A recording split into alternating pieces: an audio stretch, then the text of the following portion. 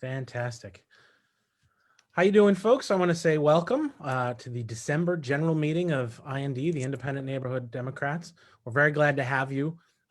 This is a little bit of an unusual meeting. We oftentimes don't meet in December, but we have so many candidates running for office this year. We want to make sure we had a chance for everybody to see all the different candidates who are going to be vying for endorsement, have a chance to hear from them, ask some questions, and make sure that IND members are as informed as you can be as we prepare to endorse candidates at our January meetings. There's a little bit of news on club business and how we're going to make endorsements, a little bit of news on county committee, and then we'll jump right into all of our candidates because we've got a packed agenda. So the news on endorsements is we have been planning to endorse in January.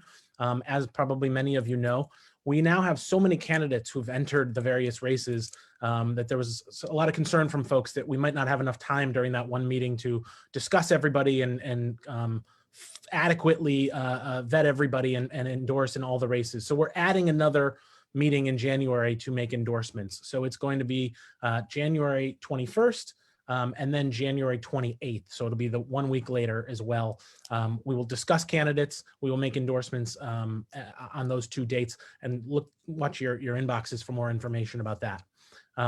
Just want to first of all say Happy Hanukkah for folks who are celebrating. Welcome you. I know this is a difficult time now. We've entered another sort of surge or wave here with COVID. So we hope you're doing well. We hope your families are doing well. And we're really grateful that you're here with us tonight. We're especially grateful that you're with us, so many county committee members.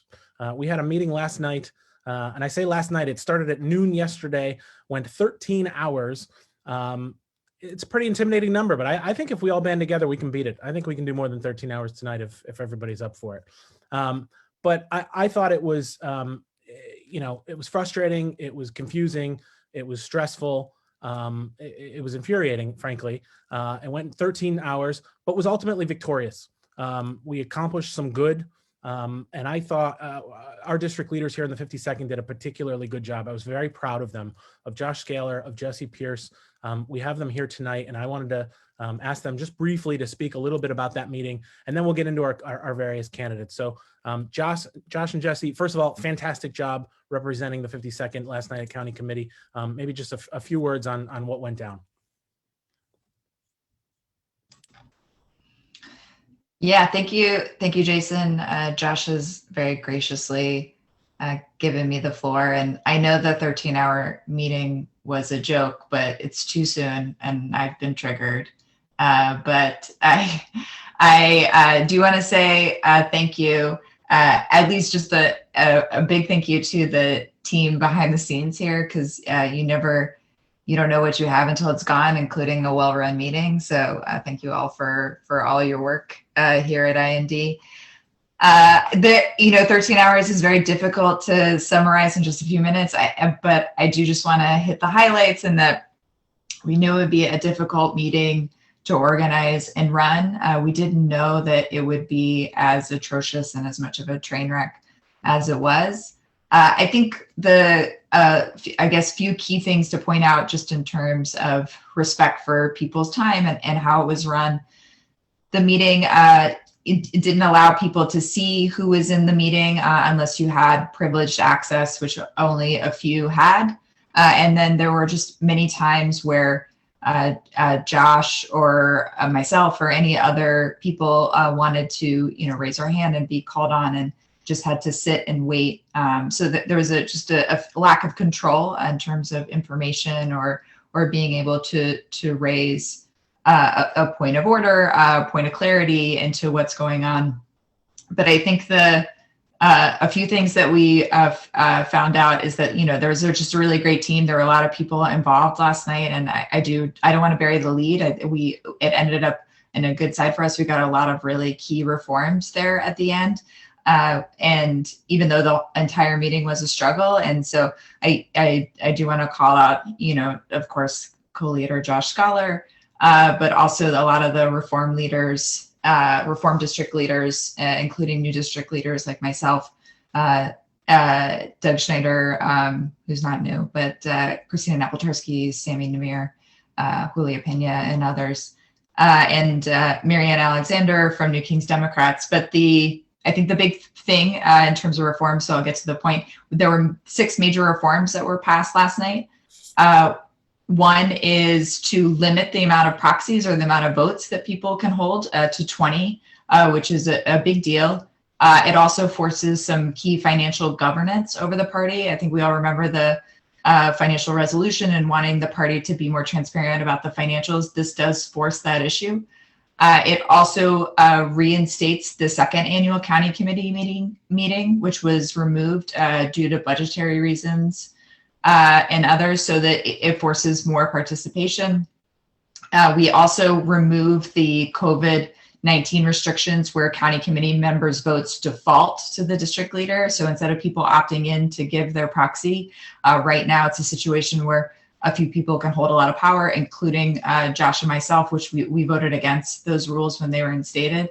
And so I think the big theme of the night was just really a test of wills and people being able to really stick it out and wanting the right thing to happen, wanting transparency, wanting more information, and refusing to take no for an answer. And again, it was just like a true team coming together and saying, like, what you're doing is not right. We will not accept it. And we are not leaving until we get more information, including from the vote that was disputed for X number of reasons, including software, but also some counts significantly being off. So I think it's really a celebration. It was certainly a marathon and a test of endurance. I'm barely standing right now. But I do want to thank all the county committee members who were active, who were engaged. There were a lot of people on email, a lot of people on IND. And I was seeing those notices. Josh and I both were on Twitter. And again, like, we couldn't have done it without everybody there. And so I do want to just take the time to give us a round of applause. And we're on to the next meeting, which is the 23rd. But hopefully it will not be as long. But I think still just like a true testament to like wanting the party to be a better organization, a more responsive organization, a more accountable organization, a more transparent organization. And last night was a huge step in that direction. So thank you, everyone. Fantastic. Thank you. Josh, anything you wanted to add?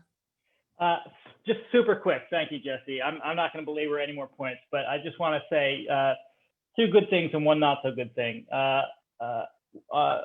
It was one, really a very different experience for me to be engaged in the process and look around the room and have allies and have people who are working with me and not only people working against me. And I think I joked at some point, it's great to be able to sort of look over your shoulder and say, am I crazy? And they'll say, no, that actually happened. So that was really a positive. And another great positive, I think, is that we have an opportunity now to, I think, expand our coalition and to bring more people in and really continue to, it's always a problem that we felt a little isolated. And I think that particularly through last night, I think we're going to see just more dialogue amongst more district leaders and more county committee members and just more folks from a more diverse group of people. And I think that is really perhaps the most positive piece of positive outcome of that. But then how do you go back? Yeah. Oh, go ahead. Sorry. No, I was just gonna say I echo that, and I think the level of cooperation among the sort of reform participants, the reform district leaders. I'm the chair of the 52nd AD committee. I've met this week with several of the other AD chairs to make sure that we've got open lines of communication and are talking. And I think it's all, we showed real strength last night, and I think we'll continue to do so. And that's due in no small part to all of those folks working together. The people went out and petitioned, who braved, tough conditions and made sure we got our folks on the county committee. So well done, you guys. Well done. Everybody. I just had one more point that I just wanted to slip in there because I think it's a sort of an important one too, which is that it gives me no real pleasure to say this, but having looked at the vote tally and given that it took really, 10 hours for us to get a simple vote tally out of county. And when we finally looked at it, and I can only speak for myself here, the numbers didn't add up in such a way that I can't quite bring myself to just accept that there was errors in the math. And I think that's really unfortunate, but I think I have to say it. I don't feel like we were given a real tally of the votes. And if we can't trust county to properly do the math behind the scenes, I think we have a real problem there, and it's something that we're going to dig into going forward. So. Fantastic. Well, thank you guys. We will now turn to our very packed candidate panel. We've got several different offices. As folks who've tuned in know, this is our third one of these meetings. We've covered a few of the other offices prior to this. There continues to be more candidates jumping in the race, so we continue talking to more candidates and fitting people in where we can. So just to give you an idea of how tonight's going to work, we will turn in just a second to mayoral candidates. We've got a candidate for comptroller. We've got a couple of candidates for Brooklyn Borough President. And then we've got, I think, all of the candidates for the 33rd council race. And one candidate at the end for the 39th council race. Some of those races we've already heard from other folks, but we're plugging in people who maybe couldn't make the last meeting or had scheduling conflicts or that. We're generally going to give candidates about 4 minutes total to speak. We'll give you 3 minutes, and then Danielle will flash a 1-minute warning sign that you can see. The people out in Facebook land will not be able to see it, but you can see it. And then we'll do a few minutes of questions for each candidate back and forth. So one final thing that we'll say before we get to the candidates, just about voting eligibility. And I mentioned earlier, we're going to be holding endorsement votes in January. Tyler, our co-treasurer, just a reminder about who's eligible to vote in those endorsement meetings. Hey, everybody. Thanks for coming. Real quick, to vote in January's endorsement meetings, you must be a member in good standing. This means you must have paid your 2021 dues. And you also must have attended at least 3 meetings after you first paid your dues.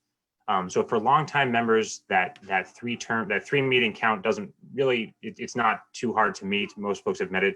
But if you're new, just remember that the count of meetings, we start that once you pay dues for the first time. So if you pay dues in October, say, you can attend the November, the December, and then the January meeting. And the January endorsement meeting can be used as your 3rd meeting. So if you've only attended 2 and you attend the endorsement meeting, you can vote. Additionally, if you first paid dues on or after November 1st, 2020, that covers you for 2021. You don't have to pay again in 2021. If you're a longtime member, we do ask that you pay every year. But if you're joining for the first time, you don't have to pay in November and then boom, right again, pay again in 2021.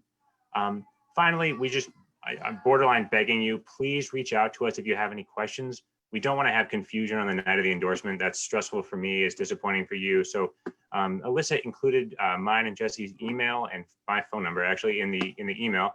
And I can just say, someone called me just about half an hour ago. We spoke for 30 seconds. I got them the info they needed. It worked out well. Please reach out if you have questions about your voting eligibility. Thanks, everybody. Fantastic. And just to be clear, folks who have paid and tonight is their first meeting, tonight would be a meeting. The first January endorsement would be a meeting. They would not be allowed to vote in that.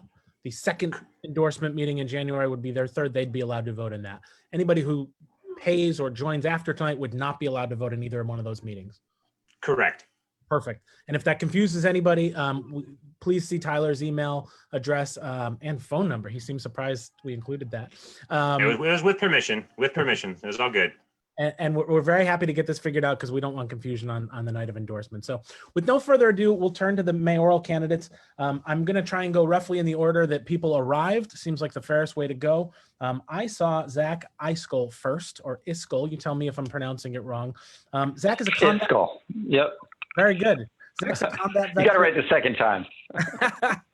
Zach's a combat veteran, former Marine, founder of the Headstrong Project. He's which is a mental health nonprofit. He's running for mayor. We're very happy to have him with us here tonight. Zach, 4 minutes. Tell us about your candidacy, please. Awesome. Thank you, Jason. Thank you all for having me here tonight. It's great to see the other candidates. Catherine, it was great to see you out in the freezing cold at that rally in Times Square. Good to see you on here tonight as well. And I'm going to apologize. My wife is about to come home, which means you're about to hear some barking dogs. So you're just gonna have to deal. We have 3 rescue dogs that you hear in the background. I'll give them a quick second here.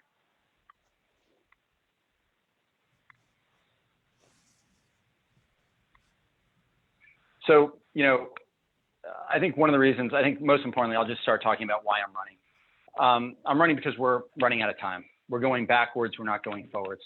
And getting us in the right direction is going to require a completely new type of politics. The way I look at this is we are now 20 years into the 21st century, and we have a city government. We have a city that is largely stuck in the 1950s. And we know now that all of the issues that the city is facing, all of them are deeply interconnected. And they will require incredible amounts of collaboration, both inside the government and across the city, including the nonprofit and private sector. They also require creative leadership that cares about the outcomes more than just the politics. And in particular, leadership that can pull people together instead of pulling them apart. I've done this throughout my career. I am new to politics, but I am not new to public service. As a Marine in Iraq, I led troops through some of the heaviest combat of the Iraq War. But the work I'm most proud of was building coalitions amongst Sunni, Shia, various religious groups to keep the peace alongside U.S. Marines. When I came home from that war, I struggled with sleepless nights, post-traumatic stress, traumatic levels of survivor's guilt. I was fortunate. I was able to get the help that I needed, but I struggled to get many of the Marines that I served with and many of my fellow veterans the help they needed from the VA. And so I ended up building the Headstrong Project, which is now one of the leading providers of mental health care in the United States. And I did that by collaborating with world-class institutions like Cornell Medical Center, leading philanthropic organizations, and building public-private partnerships across the United States in 30 cities and counting. I saw it again most recently early this year at the height of COVID. I went to Javits Medical Center as a volunteer. When I arrived there, I found a center with a bunch of empty beds, but more than 24 federal, state, and city agencies that were not working together, and they weren't even ready for their first patient at the end of March. And so I went around that room and I asked every single doctor and nurse and paramedic and team what they needed. And then I asked every agency that was there what they could do. And I started connecting the needs with the solutions like I've always done. And within a few days, I was asked to step in and become the deputy director. And I led the turnaround of Javits Medical Center into one of the only successful COVID field hospitals in the country by getting those 28 federal, state, and city agencies to work together despite the politics that were occurring outside the building. I know I'm not alone in this race as a person who thinks we need to talk more about solutions than about problems, but I'm in this race because I see a city where many of our challenges, even before COVID, are deeply intertwined, from homelessness to public safety to education, and to solve them to mental health. And to solve them, we'll need deep collaboration within the city and across the public and private sectors. And that's what I've done my entire career. That's the way I lead, by bringing people together. And I'm looking forward to doing that as the next mayor of New York City. Thank you so much, Zach. We really appreciate that. For anybody who is listening along in Facebook, feel free to drop questions in the comments. We also want to remind you to like our page, like it, or somehow express that you're here so we can keep track of your attendance. Zach, we've also collected questions ahead of time from people who've responded to our email. Maybe we'll go to a few of those now. Alyssa, any questions for Zach? You bet. Let's see. Hey, Alyssa. Hey, how are you? I'm Good. also a dog person, though mine is sleeping.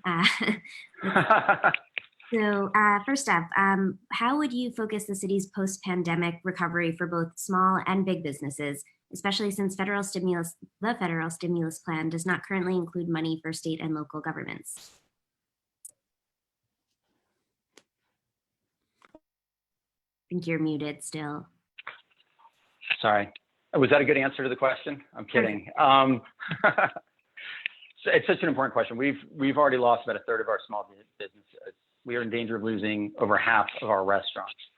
I think that ensuring that these businesses make it through the winter is vital. In terms of the next mayor, I think that there's really 3 things that we need to be doing.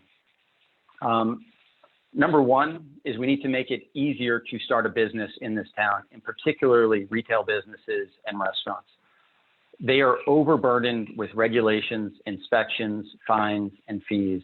And we need to cut a lot of the red tape to make it easier. I mean, it shouldn't take longer to get a license to open up a restaurant than it does to actually build it.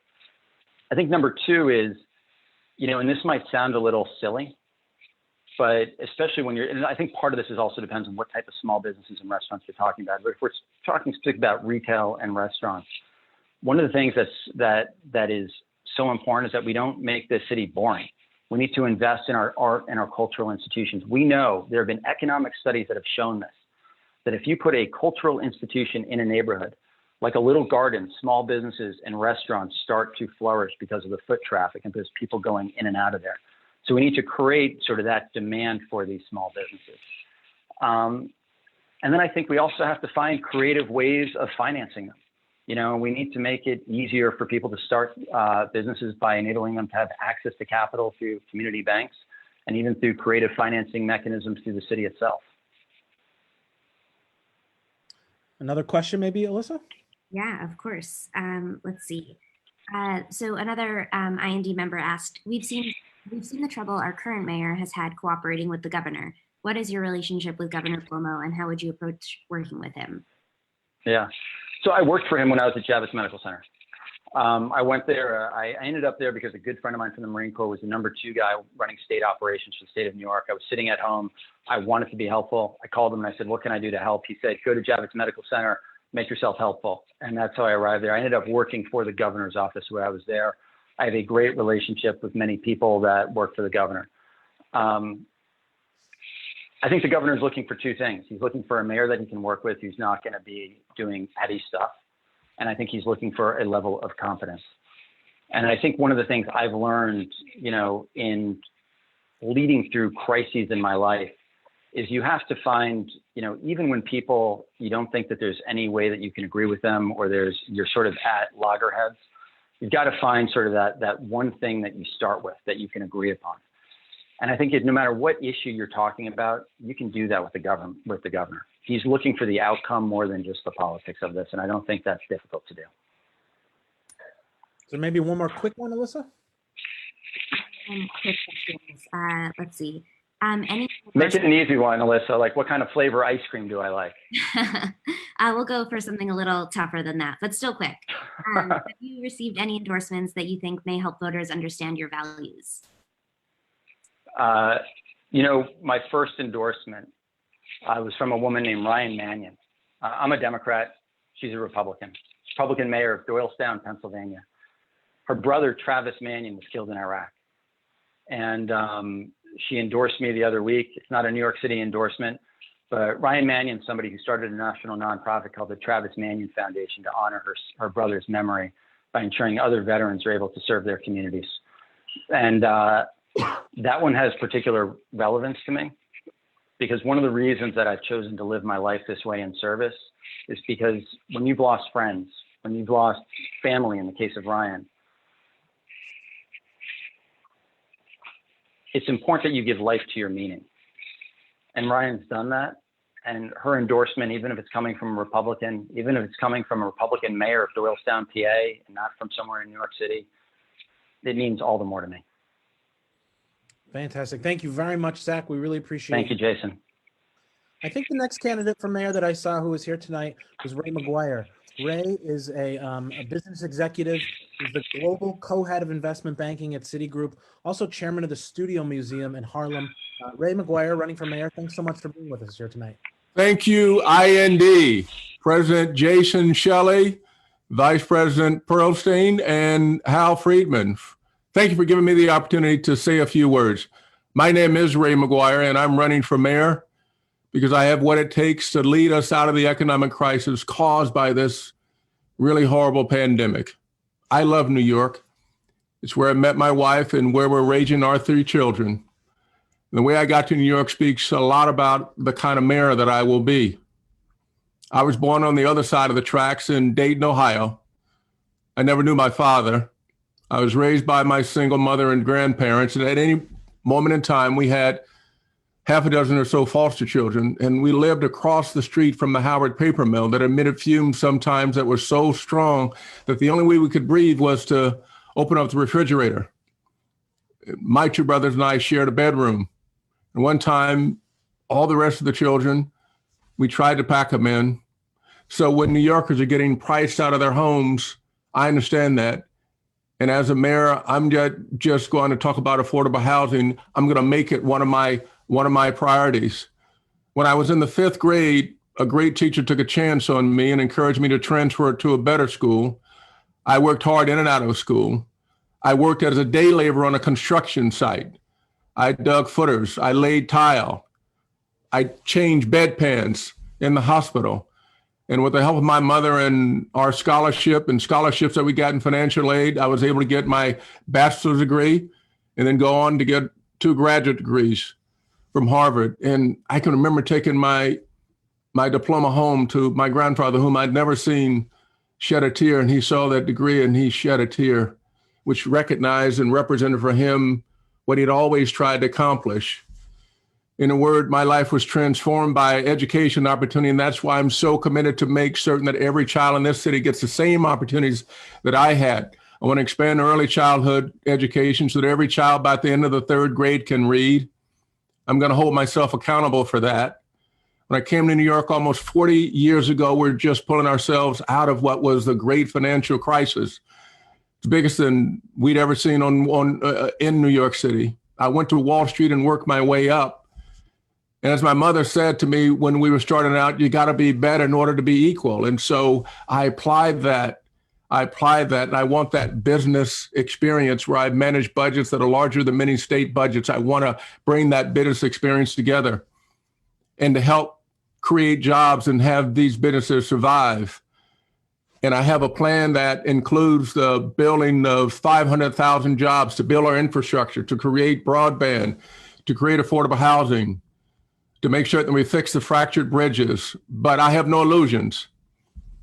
I might have been Miss McGuire when I was dressed in a business suit, but when I go outside to play with my children, I could very well be the next George Floyd or Eric Garner or Sean Bell or Akai Gurley or Amadou Diallo or Ramarley Graham or Usman Zongo.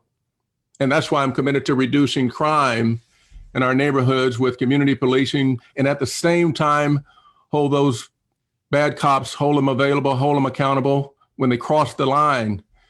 I'm proud to be part of a diverse field of Democrats, but I think what sets me apart is a combination of my personal story, my lived experience, my management experience, my leadership experience, and my bold vision for what will be the greatest economic recovery in the history of this great city. My vision for this city's best days to be ahead of it, so that New York continues to give everybody, as we grow our way out of this, the opportunity that many haven't had, and to make certain that this is the best city of the future. I'm happy to answer any questions. Thank you so much. We really appreciate you being here. Thank you for having me. I'll just remind folks who are watching and tuning in on Facebook, feel free to drop comments to let us know you're here, drop questions for the candidates. Alyssa, do we have a question here for Ray McGuire? We sure do. This one came in advance, and I think you touched on it a little bit in your remarks, but can you explain a little bit more about placing jobs at the top of your agenda? Specifically, Peter wants to know what you did at Citibank to create jobs within your company, and what did you do about enhancing opportunities and improving pay and benefits for lower employees, such as tellers and maintenance workers, et cetera? So in my 13 years of running the business at Citi, which is the longest in the history of investment banking, I remember when we experienced the great financial recession and I had to build a business. I had to recruit a team, to recruit the best talent. And I had to manage budgets over those 13 years, budgets larger than most state budgets. And what that means is I had to manage at least 50 budget reviews. And so I've been able to build and recruit teams and manage budgets and lead from the crisis to moments in time when we had recovered from the crisis. And my vision is to create 500,000 jobs through the building of the infrastructure in this city. As I've outlined from the outset, 500,000 jobs, which are so necessary so that we can grow our way out of this, so that we can have people who are in those jobs. And let's make it certain that the vast majority, if not all those employees, should be New Yorkers. to make certain that they have the right wage and that they have the right skill set so they get the training so they can rise up and go to the middle class and continue to be contributing members of this great community. Great, thank you. A lot of questions coming in now from Facebook, and just to let everyone know, on Facebook, we are on a bit of a delay, so I'm seeing your questions a little later. But Greg Alexander asks, Ray, which sector of New York City's economy needs to be supported the most and why? Which sector is which? I'm sorry. Of the New York City economy needs to be supported the most and why? You know, I think you have to go, my plan is go big and go small. Go big, I've just outlined with 500,000 jobs. Go small is what we do with the essence of the city, which are the small businesses. Those businesses that employ less than 100 employees. Small businesses employ 50% or so of New Yorkers. So we need to repair the small businesses. We need to give a lifeline to those small businesses. That's number one. And the go small part of my vision to create jobs. The other is that we need to make certain that the culturals, Broadway, we need to support Broadway. We need to make certain that the permitting that is necessary for the creation of small businesses, that we manage that. We've done quite well in accelerating permitting. When you look at the response that we had to building outdoor dining, that's just one example of when we focus and have the right prioritization that we can make certain that these small businesses, which are now at risk, that they can survive. And we need to extend a lifeline to those businesses. So I would focus on the small businesses. I'd also focus on creation of the large plan that I've talked about to create 500,000 jobs or so. You got to go big, but you also got to go small in a total economic recovery. And that's how I would focus. Fantastic. Alyssa, maybe one more? Sure.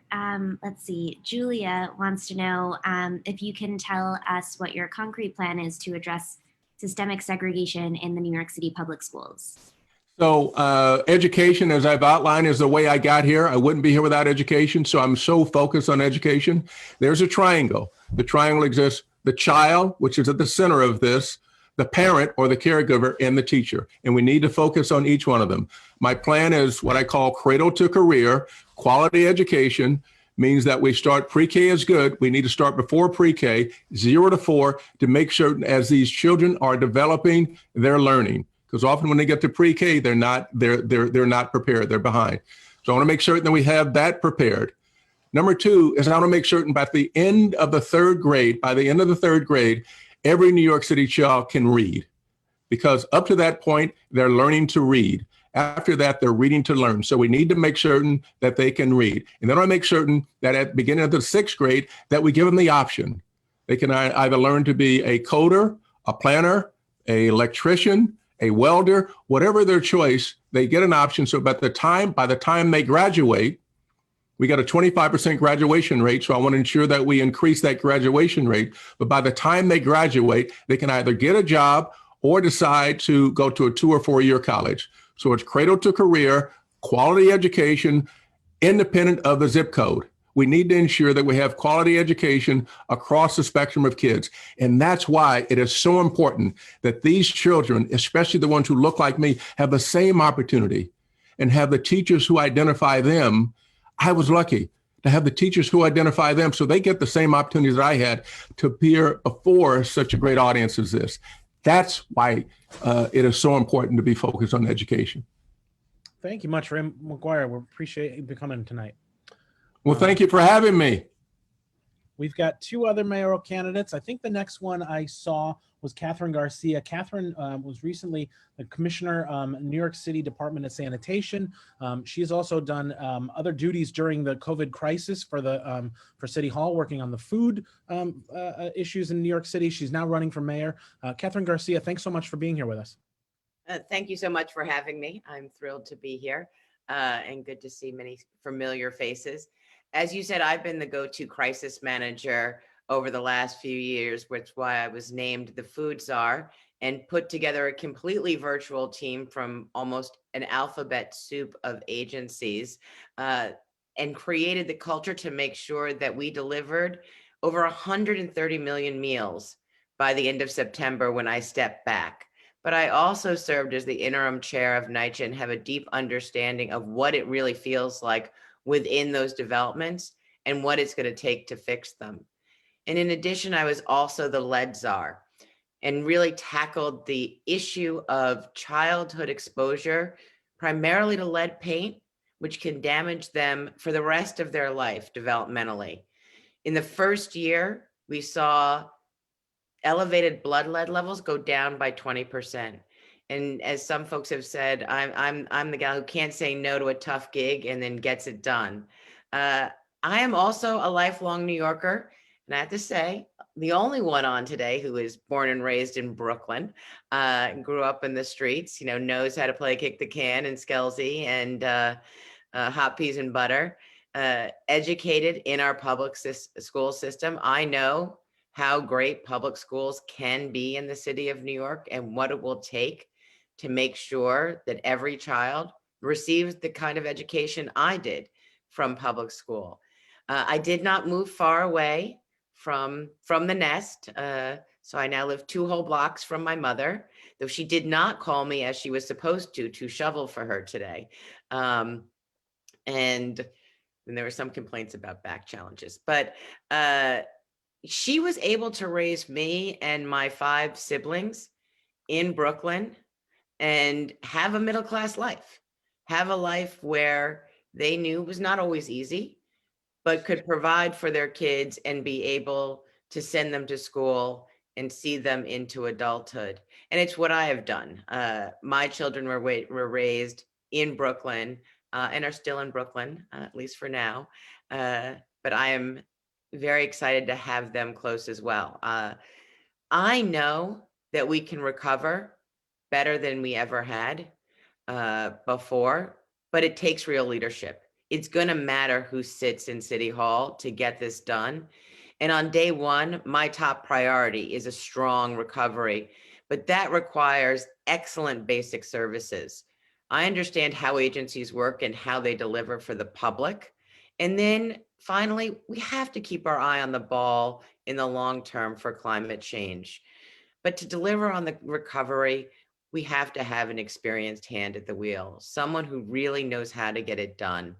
And this is really about expanding economic mobility. We talk about affordability. I don't think there'll be a Democrat in this race who isn't for affordable housing. But we also need to make sure we are helping and supporting economic growth across the city. That means doubling down on our CUNY system and also creating a connection between our trade schools and our automotive high schools so that those folks are getting jobs. I have a deep relationship with labor. I understand that that is a key factor in how we get things done. And I am ready on day one to make it happen. Thank you so much for having me.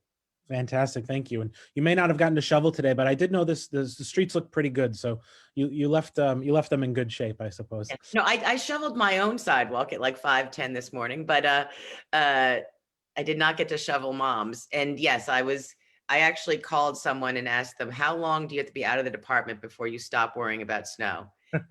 I've been out 18 years and I still worry about snow. So I think they did a phenomenal job and I'm super proud of the folks who are there. Very good. Alyssa, how about some questions? Yeah, great. Let's see. Sorry, keep the questions coming on Facebook, please. I just had a good one for you and then it refreshed. Please hold. Okay. How would you handle labor negotiations, balancing the needs of workers with the city's financial situation in the near term? And that's from Chris. That's a great question. As you may know, I was endorsed by Local 831 out of the gate by the Teamsters. I think that shows that my level of commitment to labor and to ensuring that we work together. It is a two-way street. Always. One of the proudest moments I had is during the pandemic when we did not know very much. We were told not to wear masks. We were told that it might be on the plastic bags that were being picked up, and keeping workers safe and doing some different operational protocols we did with labor.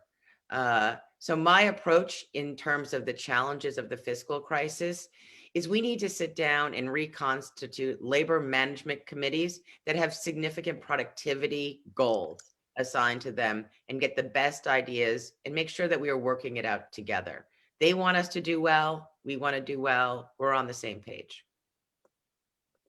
Great. And speaking of being on the same page, can you talk a little bit about how you would work with Governor Cuomo and the interplay between the city and the state?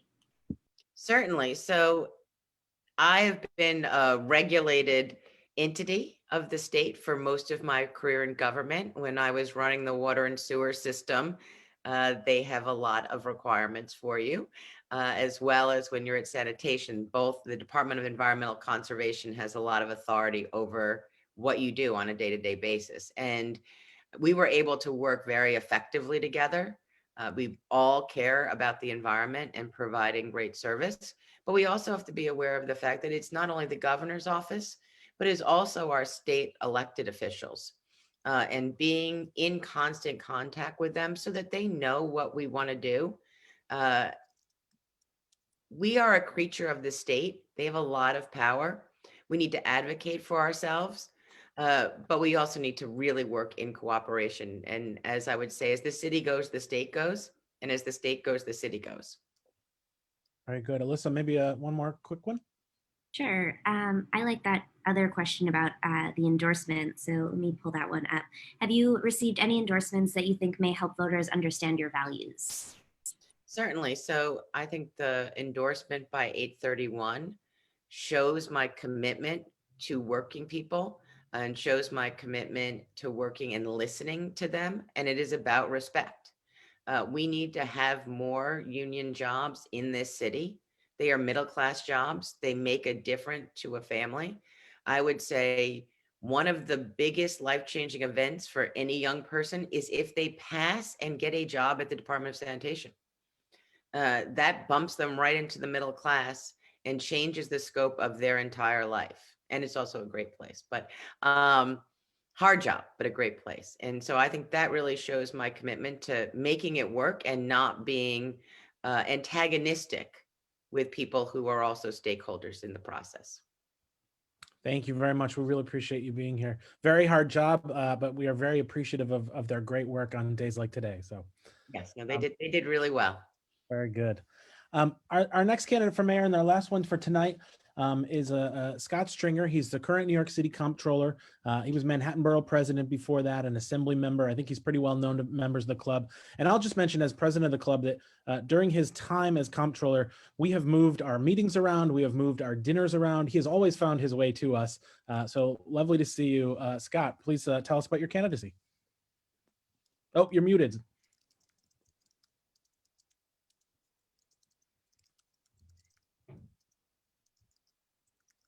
Seamus, are you able to unmute Scott?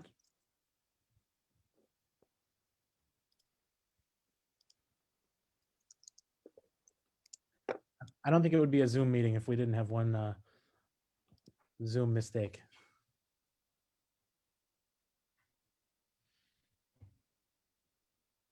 How about now? Perfect. We got you loud and clear. Thank you. Well, thank you, Jason, for bringing me on tonight. And thank you. Good to hear from our district leaders about progressive change in Brooklyn, rather.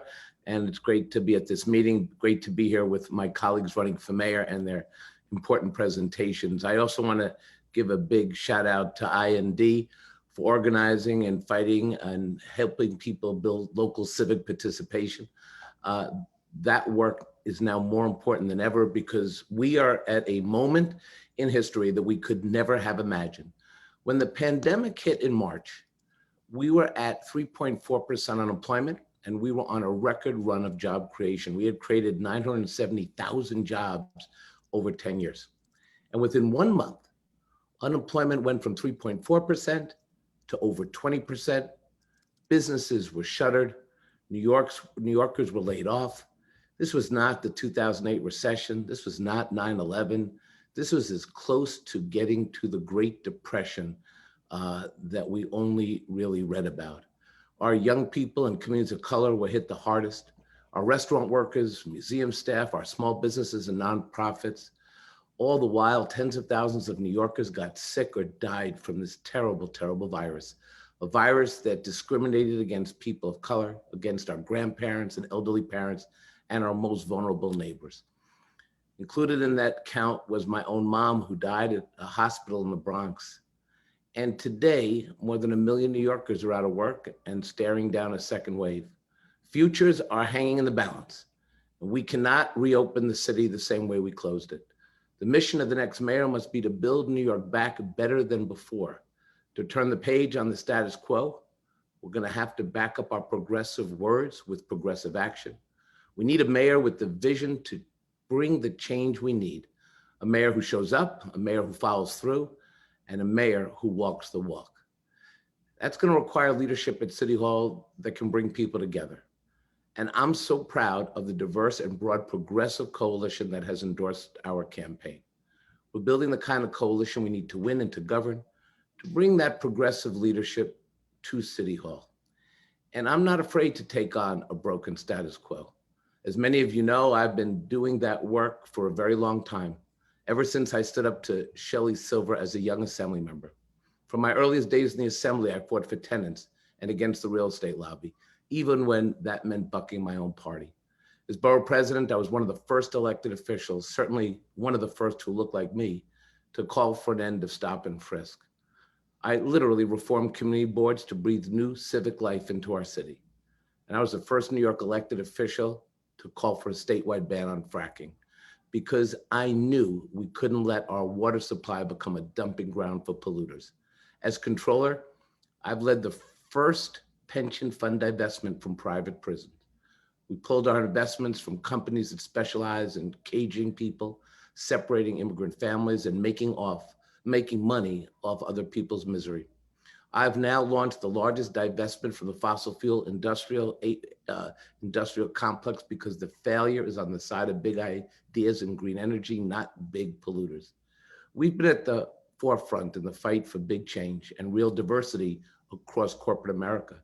I've leveraged the power of the pension fund on everything from diversifying boardrooms to stopping the right-wing bathroom bills that target LGBTQ community.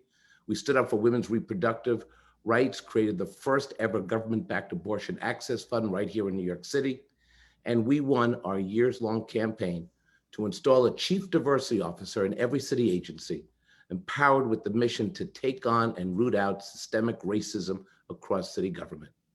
But I just want to say it's not what I've done. It's about what I will do to make our city fairer and build a city for everyone.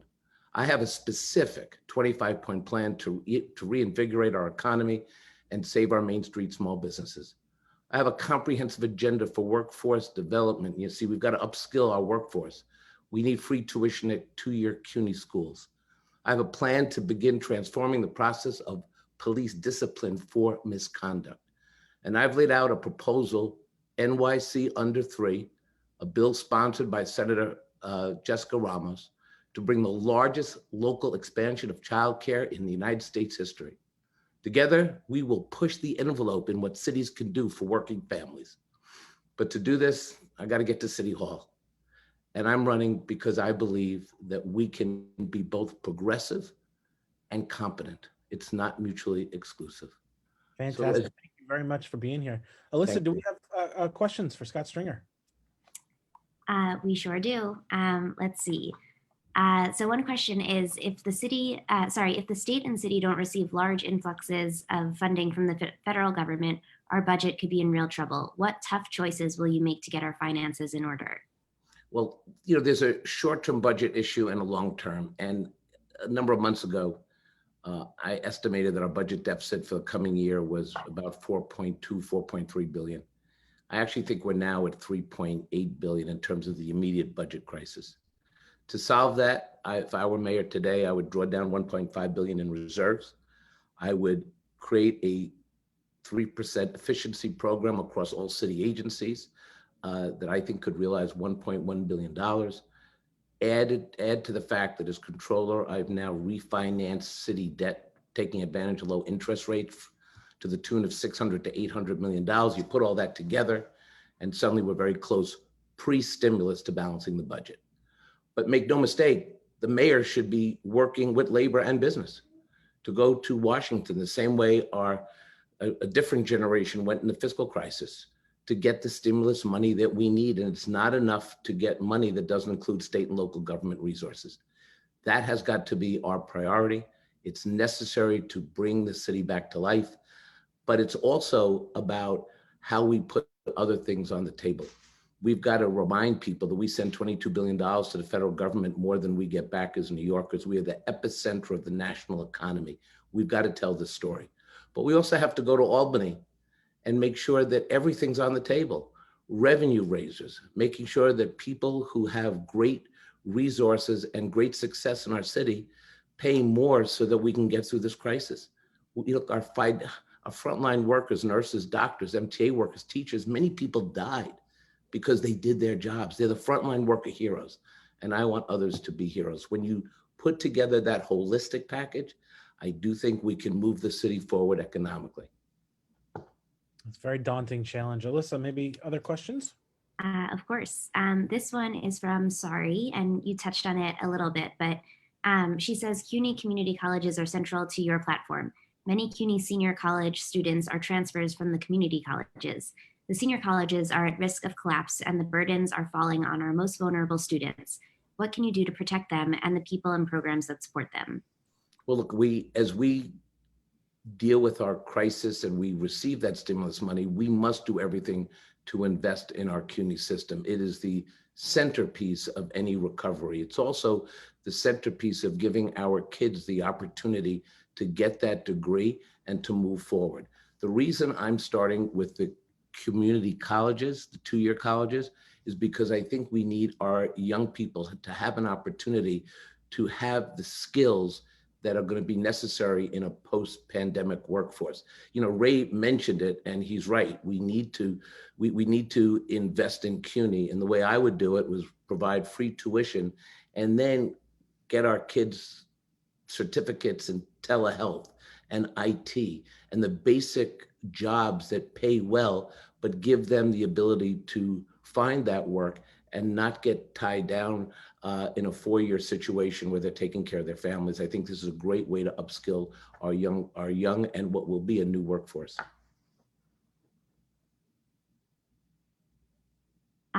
Great, and I think we have time for one quick one. Can you tell us about your proposals to control commercial rent? Well, look, we have a crisis right now that was prevalent before the pandemic.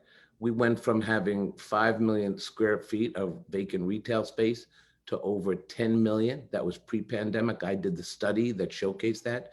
Today, our footprint for vacancy is 17 million square feet. We now have whole commercial corridors that are vacant.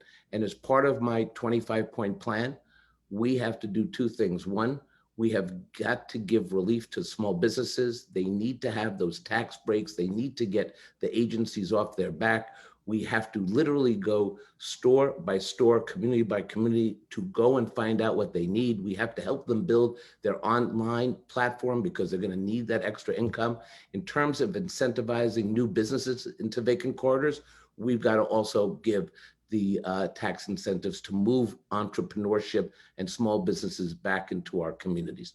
In terms of the commercial rents, the rents were always too damn high. And we've also got to make sure that we leverage a new deal that allows our small businesses to come back, to work with commercial real estate, the banks and mortgages to provide the relief that small businesses need. Again, that comes from wisely moving the stimulus to help create that relief. But in a 25-point plan, I think if we implement it starting now, we will fail to lose any more businesses. Look, we have 250,000 businesses that employ 50 people or less. We've lost 2,800 small businesses. This is not sustainable in our city.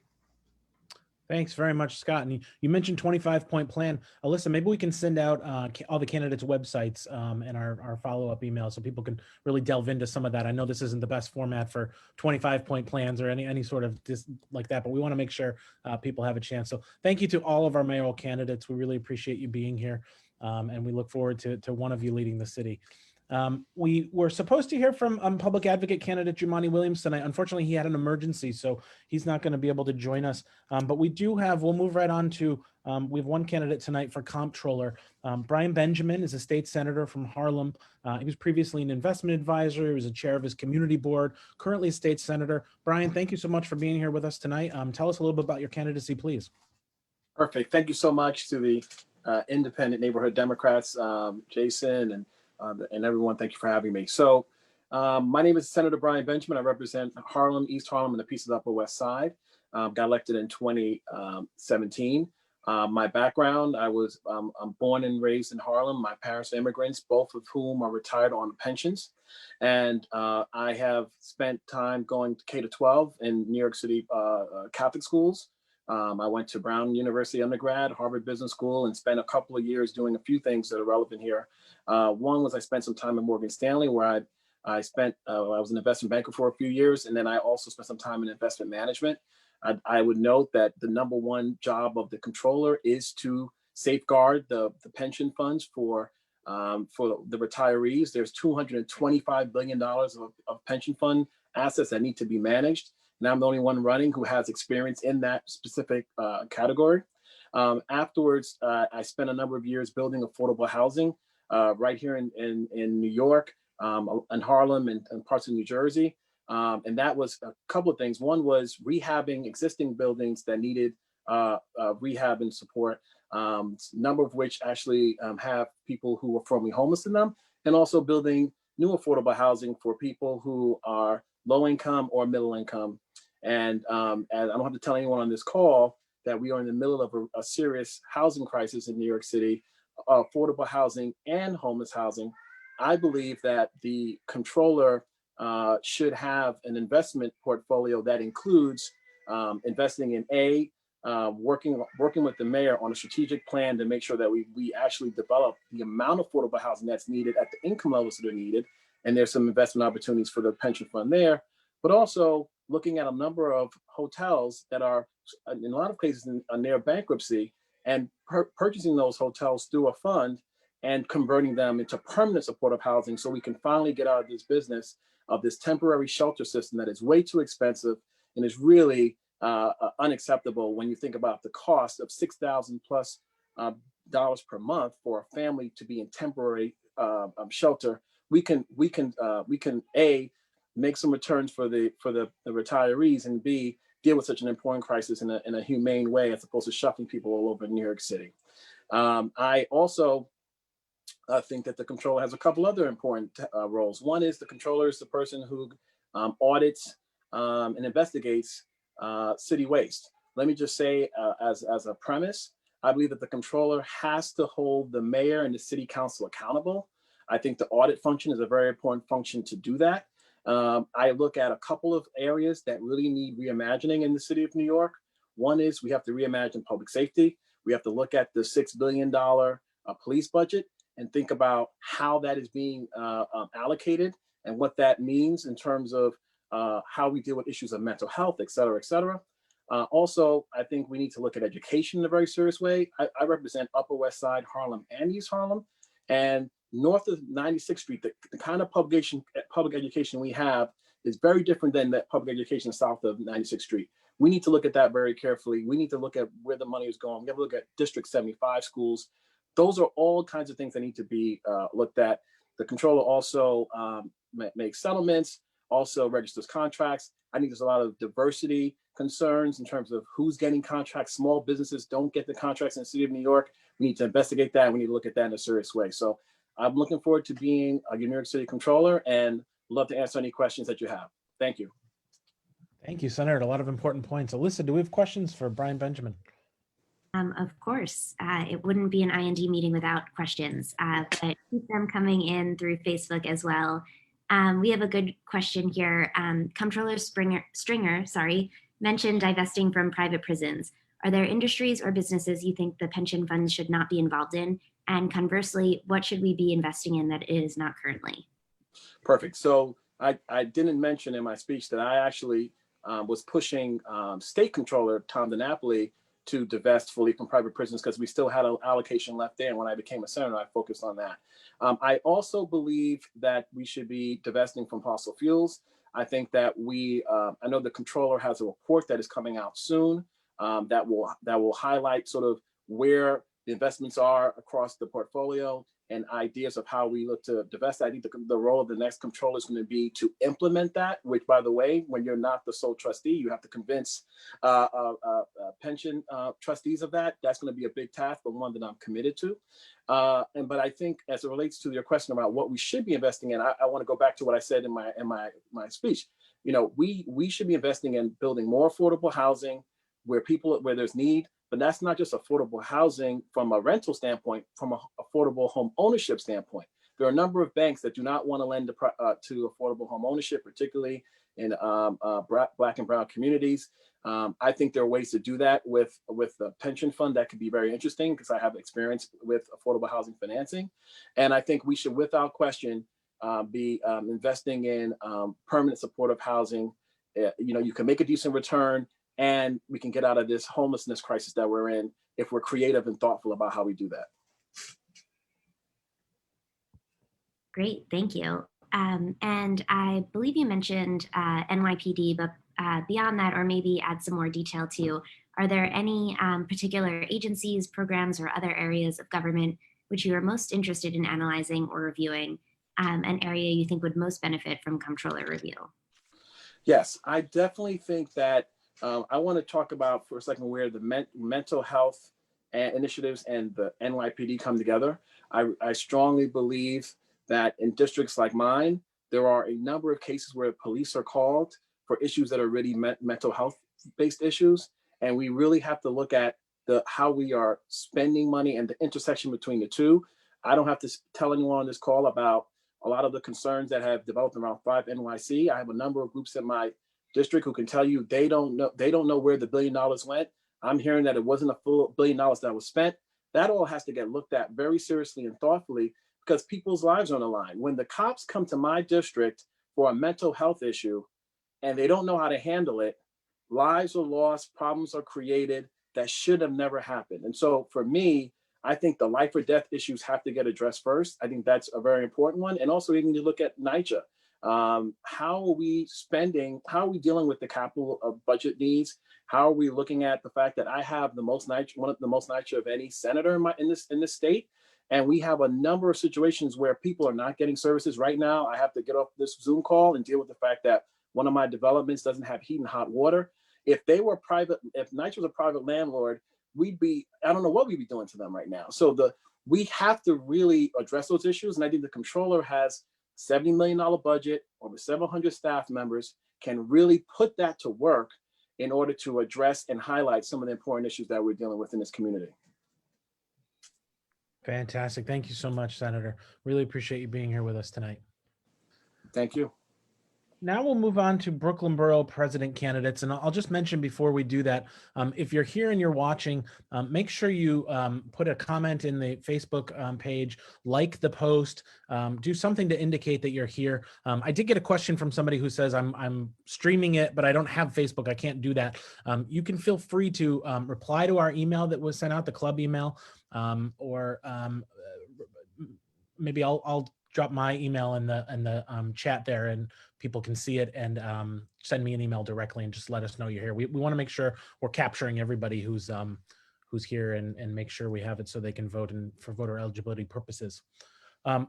Running for Brooklyn Borough as a president, Antonio Reynoso is a current council member from Bushwick, Ridgewood, Williamsburg. He's a chair of the sanitation committee, passed legislation to cap the amount of trash handled by overburdened districts. And he's working to enact a commercial waste zoning system. Antonio, thanks so much for being here with us. Why don't you tell us a little bit about your candidacy? Thank you. I want to start off by thanking my brother, Jason Shelley, who was one of the first and most dedicated volunteers in my first campaign versus Vito Lopez.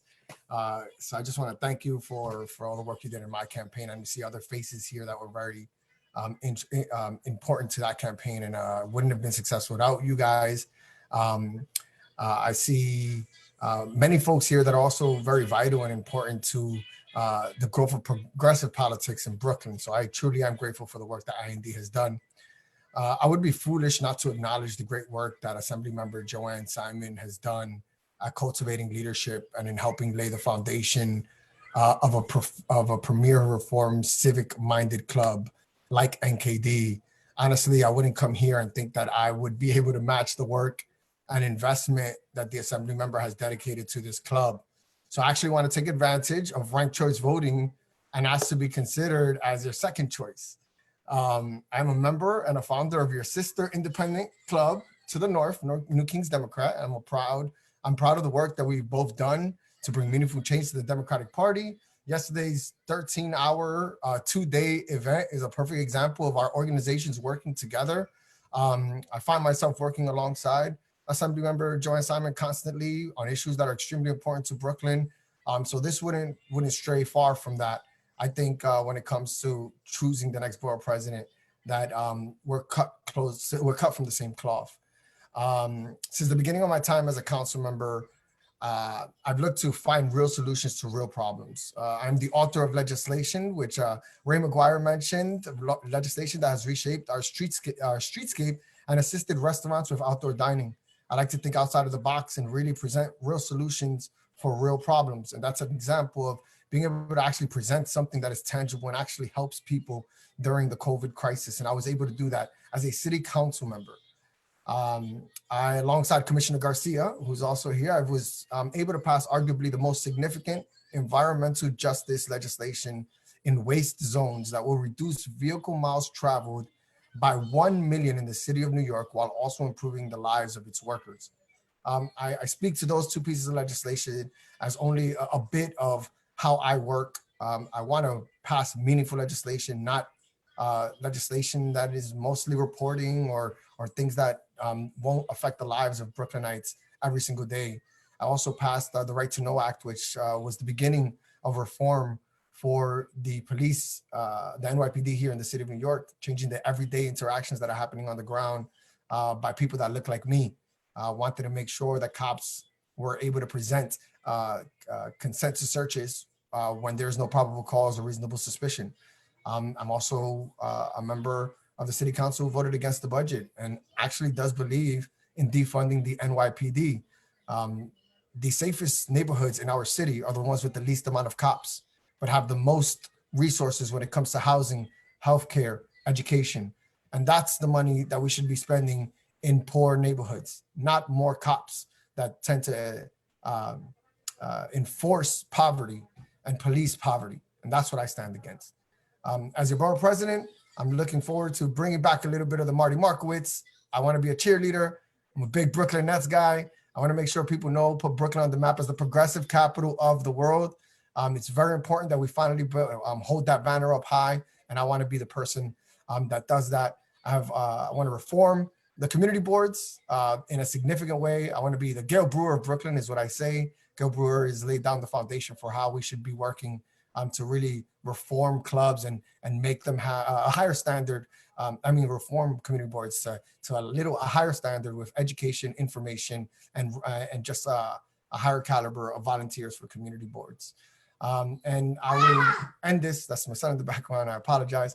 I would end this by saying the borough president's office also has a significant amount of money that is given to it. And I want to start using that money to really address issues that are meaningful and not just the way it's used now, which is to give money to schools or give money to parks, which are great for 100 ribbon cutties a year for a borough president. I actually want to use all the money in one shot, in one issue, so it could affect the most change. And the first thing I want to do is give funding to all of the public hospitals in Brooklyn for state-of-the-art birthing units in every single public hospital.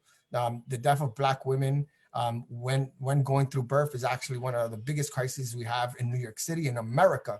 It's sad that Black women are dying at 3 to 4 times the rate as any other women in the city of New York when it comes to birthing. And I want to start addressing that issue. I have both my kids in a public hospital with private insurance because I believe that you set the standard, you set the stage by not only talking the talk, but walking the walk. And it's just an example of things I would do. I know my time is up and Danielle's going to kill me, so I'll cut it short. And I'm more than happy to answer any questions as your hopefully second choice vote in ranked choice voting. Thank you very much, Antonio Reynoso. Thank you, Jason. You pointed out something I occurred to me earlier. We have the very recent sanitation commissioner and the chair of the sanitation committee here. No other club in Brooklyn can boast of that. If you're into local politics, it's the place for you. Thank you, Antonio. Alyssa, do you have any questions for Antonio? Of course. Let's see. sorry, a lot of questions coming in all at once. Oh, no. We'll start with, you mentioned being the Gale Brewer of Brooklyn, which I love. So with that in mind, how would you actually be different from your predecessor? What would you do differently? Yeah. So first, I want to stay positive all the time. Much love to Eric Adams and his time here as borough president in Brooklyn. I think what we need to do is understand that it is a volunteer position, but with that and the fact that people have to invest so much time and wanting to be on community boards, we have to be able to do things like invest in information and education for committee members. Can you imagine them showing up to a board meeting after a class or information session hosted by the borough president related to zoning and land use, related to transportation, to policing policy, and just continuing the session of growth or information education of our great community board members, so that when they're making decisions, they come from data and facts, as opposed to it being anecdotes and personal experiences that are dictating policy. We just can't have that. So I'm looking to have a more educational approach, a continual growth of community board members. I also want to diversify the type of community board members we have. Right now, unfortunately, many community board members are people that have relationships with politicians, and they look for these seats and are not necessarily people that are engaged in a meaningful way outside of politics to their local communities.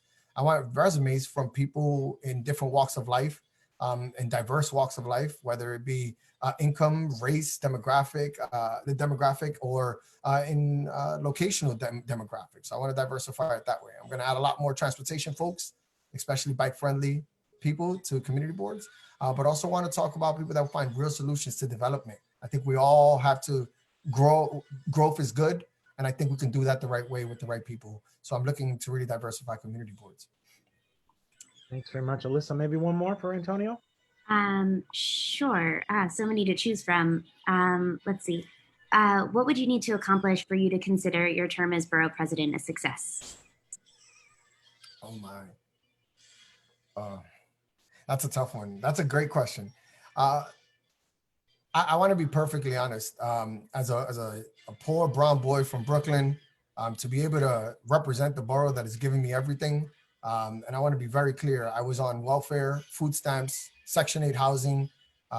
Every single government assistance that existed was something that was necessary to my everyday life when I was growing up as a child here in Brooklyn. And I know how great government can be for the people. And I want to give Brooklyn everything that it gave me. I want to give it back. And an accomplishment for me will be to figure out a way to ensure that every single NYCHA development in the city of New York has completed every single capital project that was necessary in its needs assessment in the city of New York. It's very important that we take care of the neediest. It's why I got into politics, is to represent people that are voiceless or are marginalized. And the work that I want to do, not only in public hospitals and in public housing, but everything public related, would mean a success to me if we were able to finally close that gap and allow for people to live in dignified housing here in the city of New York. And I had said one more, but I think Antonio only got two. So is there maybe another for Antonio? Sorry about that. Sure. I will sneak in Seamus's trivia question. Oh, no. So question for Antonio. You said you wanted to be another Marty Markowitz, so I have a trivia question. From the Marty era, which magazine in 2011 called Brooklyn the coolest city on the planet? I'm definitely not. Seamus, you're killing me here, brother. What magazine? The coolest place on earth? I'm gonna say New York Magazine. What is it? Unfortunately, it was apparently GQ, but I think every magazine should call us that. So you win. The GQ Magazine. Seamus, what are you doing spending money on a subscription to GQ Magazine? No, this is perfectly fine. Before we knew that, when I worked for them. Oh, that's what it was. I should have known better. There you go. I should have known that you were self-fulfilling right there. But again, I just want to thank everybody for giving me the opportunity to be here. Assemblymember Joanne Simon, I think you've done a great job. Jason, you've done a great job here with this club. Endorsing people like having John and John Scaler and Jesse Pierce kicking butt yesterday at that meeting really brought joy to me, and I know that has a lot to do with the groundwork that you laid down. So I really want to thank you guys for giving me the opportunity to be here. Great job. Great job. Thanks very much, Antonio. Thank you. Just a reminder to folks, please ask your questions and let us know if you're just tuning in. I've seen the numbers going up. Make sure you like the post or some other way. Let us know that you're here so that we can count this for your attendance. We did invite Perlene Fields, who another candidate for Brooklyn Borough President we expected might be here, but she's not here tonight. So thanks very much, Antonio. We're now going to move on to the 33rd Council District. Sorry, this is the City Council District that's currently occupied by Steve Levin, who's term limited. We've got a number of those candidates here tonight. First one up that I saw coming in was Toba Pataski. Toba is the president of the Cadman Towers Board of Directors. He founded the Brooklyn War Memorial. He's a technical operations audio engineer at Fox Cable News Channel. Toba, thanks so much for being here tonight. Tell us a little bit about your candidacy. Okay, here we go. Good evening, IND. I want to thank our president, Jason Shelley, and the rest of our IND officers for this opportunity. In 2017, I was really honored when you presented me with the Good Neighbor Award at the 45th Annual Awards Dinner, and I'm really honored to be here with you tonight. I've been an IND member for several years, and I'm really proud of this organization. Tonight, there are three things I want to discuss. First, my background. Second, why I'm running. And third, what I intend to do if elected. First, my background. I was born in Flushing, Queens. I shared a bedroom with my brother. We both took the city bus when we attended PS 24. My father was a small business owner, and my mom was a hospital worker and a proud member of SEIU 1199. I grew up surrounded by my grandparents, some of whom were immigrants. They taught me more than anyone service, hard work, and commitment to family. Throughout the 80s, I worked in nightclubs and restaurants in New York City. I eventually began working in the film and television industry. I've worked in film and television for 35 years. I moved to Brooklyn in 1988. I live at Cadman Towers, which is in Mitchell-Lama. I lived there with my wife, Ronnie, of 27 years, and our rescue dog, Maddie. We are the beneficiaries of a successful New York affordable housing program. I've been president of Cadman Towers for 16 years. I'm responsible for an annual budget of $7 million and a capital budget of $30 million. I work with a staff of 20 union members, all from 32BJ. In 2010, I worked with the state legislature to draft a bill to amend the Mitchell-Lama regulations, because at that time, teachers, nurses, and city workers were always considered over income for Mitchell-Lama apartments. So I wrote this, I amended this bill so that teachers and city workers and nurses could then qualify. That bill actually became law in 2013, but it wouldn't have happened without the help of Assemblymember Joan Millman. Yay, Joan Millman. One of the things I'm also most passionate about is New York City parks. I've helped to raise millions of dollars for Cadman Plaza Park. And thanks to Joanne Simon, Eric Adams, and Steve Levin, we're working together on the restoration of the Brooklyn War Memorial. When completed, it will be a 100% accessible community center used for art exhibits, veteran services, and educational purposes. My second point tonight is why I'm running. This is really important. I don't just hope for a better neighborhood. I get active. I've worked side by side with many organizations like the Brooklyn Heights Association and A Better Way to save the Brooklyn Heights Promenade from the Department of Transportation. I helped spark the modernization of the Clark Street Station elevator repair work. I'm the only candidate in this race who's a member of Stop the Chop Coalition, and which we will eventually prevail in our fight to stop the constant drone of non-essential helicopters flying over our homes. Over the years, I've worked with a whole bunch of city agencies, including HPD, HDC, New York City Parks, Department of Buildings, DOT, the VA, and EDC. I'm ready to hit the ground running on day one and tackle the city's bureaucracy. And remember, I'm not even a government or city employee. I do it because this is my passion. I believe this is the right thing to do. Imagine what we can accomplish together. And that's why I'm running for office. Finally, what I intend to do if elected. I genuinely believe there's a disconnect between City Hall and the rest of us. We need to heal as a city and start listening to each other. I have a program that will be the catalyst for an affordable housing boom in the city. We need to fully fund more organizations that send social workers into the field to address homelessness. I have a plan to reform the NYPD because defunding is not going to get us the desired result that we want. That's basically following what President Obama said a few weeks ago. We need to create a coalition between the EDC and local bids that will be a lifeline to small businesses. We need to sponsor way more green energy programs. We need to enhance our open spaces and expand bike lanes. We need a new deal for NYCHA residents. People have talked a lot about NYCHA residents today. There are plenty of people who are in office trying to help. They're not helping. The first thing we have to get is a tenant's bill of rights. We need and we deserve a 100% accessible mass transit system with an aggressive timetable to get things done. And we need to expand and enforce all animal rights laws. We will create together a quality of life for all standard. We can't afford anything less. So here's the good news. We can turn it around. We've done it before. We owe it to the people of the 33rd and to our city never to fail.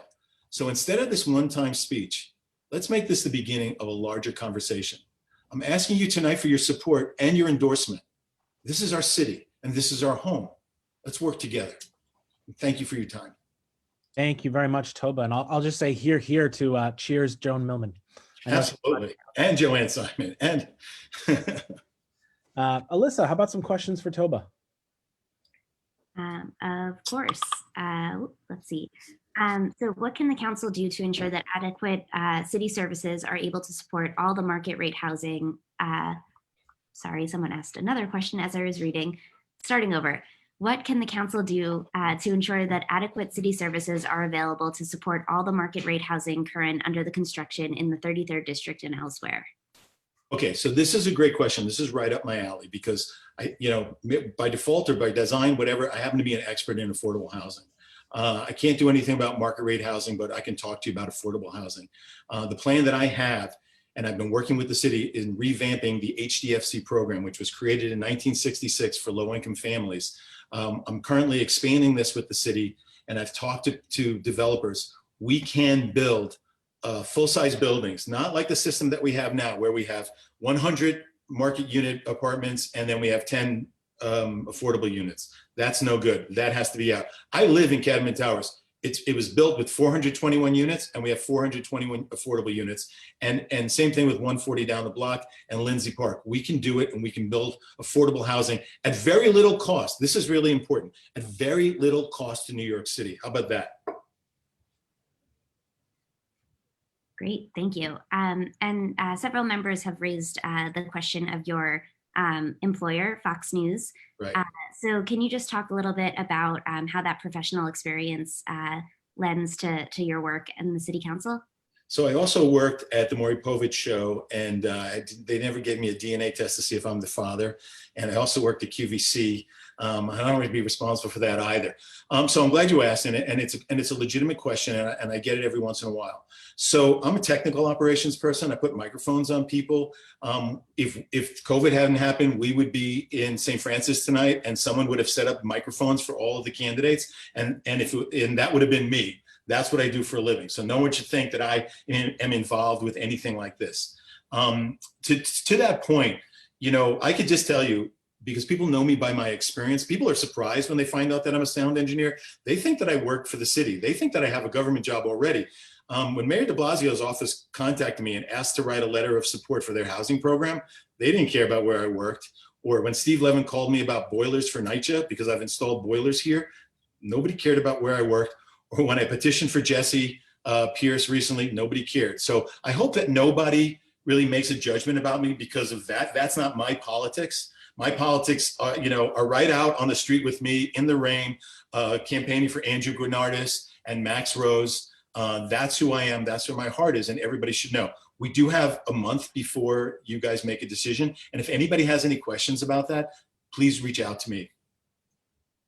Yeah, thanks. And I think that was very gracious. At St. Francis, we don't have mics. We barely have lights on. So I have to tell you something. It's the worst. It's the absolute worst. And I have to sit there and go, somebody just opened up the mics and they just left it there. And whether it's at the theater upstairs or down, it's the worst. It drives me crazy. What can I tell you? It's in my blood. That's great. We could use the help. So I have one more question for you. This one's from Susanna. She asks if you can talk a little bit more about what coalition work means to you. What have you done fighting racism, sexism, homophobia, and fighting for social justice? So that's also a great question. I mean, this is something, as someone who's outside of government, I get, I'm learning about how to run for office, and unfortunately I missed my opportunity to speak to Lambda. That's a very detailed question, and I have a very good answer. And I don't think we have enough time. So Cadman Towers, which was opened in 1973, is probably one of the freest communities for people of all sexuality. And I remember, because I lived here for a while with my grandparents, and I think that we often had conversations because people were open about their sexuality. And I'm very, very proud of the fact that we created an environment here, and certainly me being president for the last 16 years, that people feel comfortable. One of the things that I did was and this goes to city regulations, and one of the many reasons why I'm running. If you were in a same-sex relationship, this is before a Marriage Equality Act or anything, the city of New York made you, not only if you wanted to get a Mitchell-Lama apartment and you were a couple, you had to go to the city and they asked for letters from your family and the family of both partners. I put an end to that immediately. And it didn't care if I was going to get penalized by the city of New York, but as soon as I was president, and we're talking only 16 years ago. So those are the types of things that, that I can sort of talk about in the brief amount of time that we have. Thank you very much, Tobo. We appreciate you being here. Thank you. Thank you, guys. I'm going to bounce back for just a second because I mentioned Perline Fields before. She wasn't on the Zoom, but she is on now. And so I want to make sure we get her in. Perline is running for Brooklyn Borough President. She's got over 20 years of experience working in business administration, nonprofit organizations, community activism, and serves on Community Board 17. So Perline Fields, thank you so much for being with us tonight. Thank you for having me. Thank you. Like you said, I have been several years in business administration on Community Board 17. And basically, I'm running for Brooklyn Borough President so that I can fight for a real affordable housing and helping the homeless. I mean, it's ridiculous that we have neighborhoods that popping up with luxury of buildings where rent is $2,000 a month for studio apartments. Who is that affordable to, So I really think that we need to work on changing the AMI so that they calculate the correct, 5 boroughs who, have a real AMI for affordable housing, because it's just ridiculous out here, and I'm not really a politician, but I decided to get involved because instead of constantly saying, somebody should do something, I said, well, maybe I should be that somebody because no one is doing what needs to be done, So instead of, talking about the change that I want to see, I'm trying to be the change that I want to see and get involved and try and, help our Brooklyn, bounce back, especially after this pandemic, and, the small businesses out here, they need support. They were basically left in the wind where big companies like Roofs took the PPE loans and, left the small business, to shutter. That's outrageous as well, So we have people who are, running for office, jumping from seat to seat to seat, but the same people are allowing these, developers to just rule this city and, not have it for the rest of us are small people who are trying to, live our life and be involved in the community in a positive way. So I decided to throw my hat in the ring and try and do the best I can to help, marginalized people in this community, because I'm one of them, as a person who was formerly homeless. It's just ridiculous how, all these buildings are coming up and nobody's doing anything really about it. So I'm here and I'm trying to fight for the little guy. And luckily with ranked choice voting coming out, maybe you would consider me as one of the people who values align with your values, so that I can get out there and fight for you, because, nobody's going to do it if, you don't push for it, So hopefully you can read my platform on my website and just check me out. Thank you. Thank you very much, Perline Fields. Alyssa, do we have a question or two for Perline? Am I saying your name correctly? I apologize. Oh, yes, it's Perline. Thank you. No problem. Great. Thank you. So we will start with this question. What would you need to accomplish for you to consider your term as borough president a success? if I can get the AMI turned, if I can get the Fairclough Amendment repealed so that we can have real affordable housing built, owned by the city instead of luxury developers, be awesome. You know, this way we have a fair chance and low-income people having, you know, quality housing. Great, thank you. Another question we have is, we see many vacant retail stores. What would you do to address this across the borough? There are so many people out here who want to start businesses, but they don't have the resources or the information that they need to start. We can, you know, put together a program like a one-stop shop where they learn how to start businesses. They can have some short-term courses. You can have, you know, the what is that, SCORE get involved to help them, and we can start filling these places up, because I think a lot of them are getting tax breaks by leaving the stores empty. So that's not good. So we need to remove that incentive and re-incentive, give them different incentives to fill those vacancies, those empty buildings, and that'll bring jobs into the area, which is good, because small businesses are the backbone of the city, and the more there are, the more jobs there will be in the city. Great, and if we have time for one more, how do you plan to achieve your policy objectives in a fiscal climate that will be difficult for years to come? It is going to be very difficult, but first we need to see what kind of aid that comes across, and we need to find ways to be more invested into different companies. Like I thought about an incubator where we can, if it was, you know, legal to do in the city, to help to start the businesses, and we get a percentage of the business that we start. So this way we can basically be self-reliant instead of constantly, you know, waiting for money to come towards us, you know? So like if you wanted to start a store, and you can go through the incubator process, and then we get like 4% of your company for a short amount of time, and, you know, so on and so forth. This way we can keep paying it forward and bringing more companies in. Very good. Thanks very much, Pauline Fields. We appreciate you being here, running for Brooklyn Borough President. Thank you. We will go back now to candidates from the 33rd City Council District. Next up is Ben Solitaire. Ben is the Community Liaison and Director of Participatory Budgeting for Council Member Steve Levin. That is the 33rd Council District. He was previously manager at Volunteers and Community Engagement at the Fortune Society, and a former president of another sister club of ours, CBID, the Central Brooklyn Independent Democrats. Ben, thank you for being here tonight. Thanks for waiting. Tell us about your candidacy, please. Thank you. Thank you, Jason. I just want to say, Jason and Alyssa, you guys are amazing hosts, and you keep it rolling and keep it in fun. I also wanted to give a quick shout out to Antonio and his commitment of his tax dollars to birthing centers at public hospitals. The mortality rate, maternal mortality rate for Black women in hospitals is so distressing and disturbing, and that's a very, I love that idea. So yeah, I was president of CBID, worked with you guys a lot. I recognize a lot of the faces here. You were an amazing club to work with, and it is an honor to be here. Yeah, so you gave a little bit of my recent background. I'm a native New Yorker, but I grew up in the beautiful state of Maine. I came back in 1986 as a freelance theater technician and designer. So I spent many years in the freelance world. I understand what it's like to work day by day, to not know where your paycheck is. Should I get a full-time job? Are my parents going to love me if I just keep this weird lifestyle? They did. They thought it was fantastic. But yeah,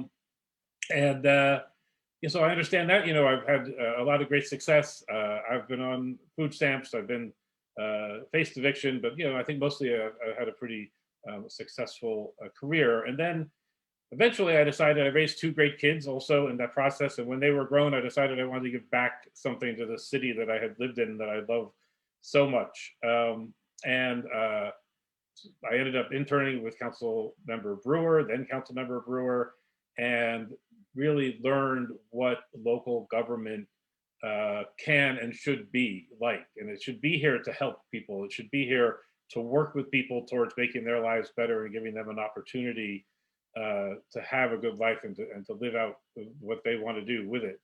And then I went on to serve on Community Board 6, your neighboring community board, as the chair of the Health, Human Services and Education, Youth Human Services and Education Committee. And then I've also been on was on the steering committee for participatory budgeting for since its inception. I left a year ago because I didn't like the direction the city was taking PB, and I can answer questions about that if it comes up. Then I got the job that I've been waiting for, which was community liaison for the District 33. And I've spent the last more than 4 years working day to day with the people of the district, talking to them about their issues, helping them navigate the often much too difficult pathways and hallways of government, and learning about the issues. Like I said, I live in the Gowanus area. I have been serving for the council member Williamsburg and Greenpoint, so I know the detail of the issues throughout the district. I think if you talk to almost anybody, they know that I show up, I listen to them, I work with them, and to move the problems forward. I think, again, yes, everybody has talked about affordable housing. That is no doubt something we need to tackle. We cannot put our housing on the backs of developers. We need to have a community driven and community built for the community. We also need to attack the toxic legacies of the district, from the BQE that cuts through the whole district like a toxic knife. And then also we have the two Superfund districts, two super funds that will be getting cleaned up for many years that we need to maintain. And then, we just have to continue to remediate as development happens. We're not going to stop development completely, even if we do it in a public way or community based. But as those sites get cleaned up, we need to make sure that our health is protected as well. So I'll leave it at that, and be happy to answer any questions. Thank you, Ben. Really appreciate you being here. Alyssa, how about some questions? Yes, of course. And just as a reminder, on Facebook, we are on a bit of a delay. So if you ask your questions now, we'll see them in 30 seconds to about a minute, but please keep them coming. Let's see. So a lot of our questions are forward-looking. What committees would you like to be on, and in what area would your focus be legislating? That's a great question. Of course, I've thought about that. When I get to be council member, what committee do I want to be on? There are so many. I think I would go on the Arts, Library, and Culture Committee. I have a very strong background in the arts. I participate in the arts still. I feel that the arts are not only a creative driver in the city, but they're an economic driver. We need to do so much more than just have them in schools. We need to have them inform daily life and how we think about things. Artists look at things from a different perspective, whether it's through poetry or visual arts or dance or music. They give you a new outlook on something. So if we ask an artist to look at what affordable housing should look like, we'll have a whole different answer than if we get a policy wonk out there. And I think that is a valid way. So I think that would be a top choice. Environmental would be really great too, but I think one of those. Great. Let's see. Next question. What is your position on an extended eviction moratorium? What protections should be available for renters who lost their jobs simply because they or their employer followed government shutdown orders? Well, I think we can't let people get evicted right now. They're in the situation not through their own devices or lack of own devices. They are in the situation due to this pandemic. We need to protect them, and we also have to find a way to protect the landlords that at least the small landlords, medium-sized landlords, and they have to so they don't go out of business. A lot of those landlords depend on these rents for their own livelihoods. So, it has to come from increased revenue, it has to come from the federal government. The state needs to figure out how to increase revenue. The city has to figure out how to give relief to the landlords. So, but we cannot let people who have been affected adversely by the pandemic be evicted. Great. Let's see. Are you in favor of the policy of member deference on land use issues? And if so, please explain. Sorry, I realized that was a yes/no question, and then I muted myself. So it's that time of night, everyone. I think my boss got yelled at a little while ago for answering something or for talking about member deference. Listen, I think the council member's job is to represent the district and to know the district better than anybody else. So I would encourage every council member to vote the way they wish to and the way they feel they should.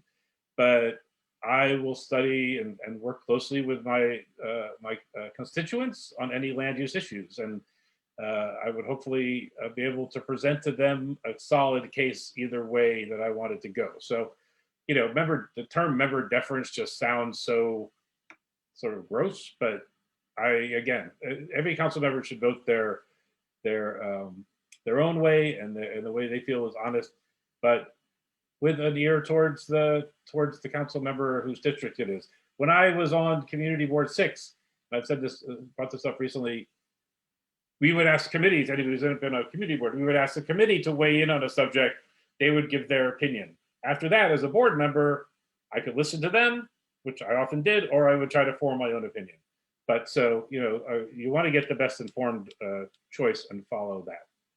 So I guess I would say I do support a yes or no, yes, but I hopefully the explanation would temper that. Well, exclamation point noted. So last question, have you received any endorsements that you think may help voters understand your values? No, I have not. I have a lot of support in the community. I have not had a full out endorsement at this point, but there's a long way to go. And I assume, hopefully we'll have yours. Great, thank you. So much, Ben Solitaire, running for the Thank you. 33rd Council District. Appreciate you being with us here tonight. Anytime. Next up is Victoria Cambranes. Victoria is running for, also in the 33rd. After obtaining a master's degree at the University of York in England, she worked in digital marketing in London, was named a rising star in the marketing industry, but moved back to Brooklyn after the 2016 election to get involved in politics. Victoria, tell us a little bit about your candidacy, please. Hi, everyone. Can you hear me well? Perfect. Is that good? Great. My name is Victoria Cambranes. I'm running to represent the 33rd District, which is my hometown. And I am first and foremost a grassroots activist. I was born and raised in the district, went to school in Greenpoint and Williamsburg, and I'm a product of its diversity. I'm a first generation American. My dad is an indigenous Guatemalan. My mother is a Polish immigrant. And I grew up in a working class immigrant household. So as you mentioned, after the 2016 election, I decided to not just talk about politics all the time and be involved as an activist and a protester involved in the Labour Party movement in England, but to come back home and to see what I could do to help my neighborhood and my local community, which I know best. So these aspects of my upbringing and my life experiences are reflected in my socioeconomic perspectives, as well as why I see District 33 as instrumental for stemming the tide of destructive neoliberal policies of the current administration that have wreaked havoc on my neighbors. Although District 33 is at times seen as too far gone, meaning too white, too wealthy, too privileged, and not in line with working class values, I see another District 33 completely, because that's a District 33 that I engage with every day. Not only are there large percentages of working class people, immigrants, and people of color, as well as NYCHA residents, but they are also the most vulnerable to the threat of displacement and economic insecurity because they are overshadowed by at times more vocal and better funded groups around them. And that's a reality we have to all face. District 33 is also seen as a template for the rest of the city's real estate industry, and they have a stronghold over the electoral system here.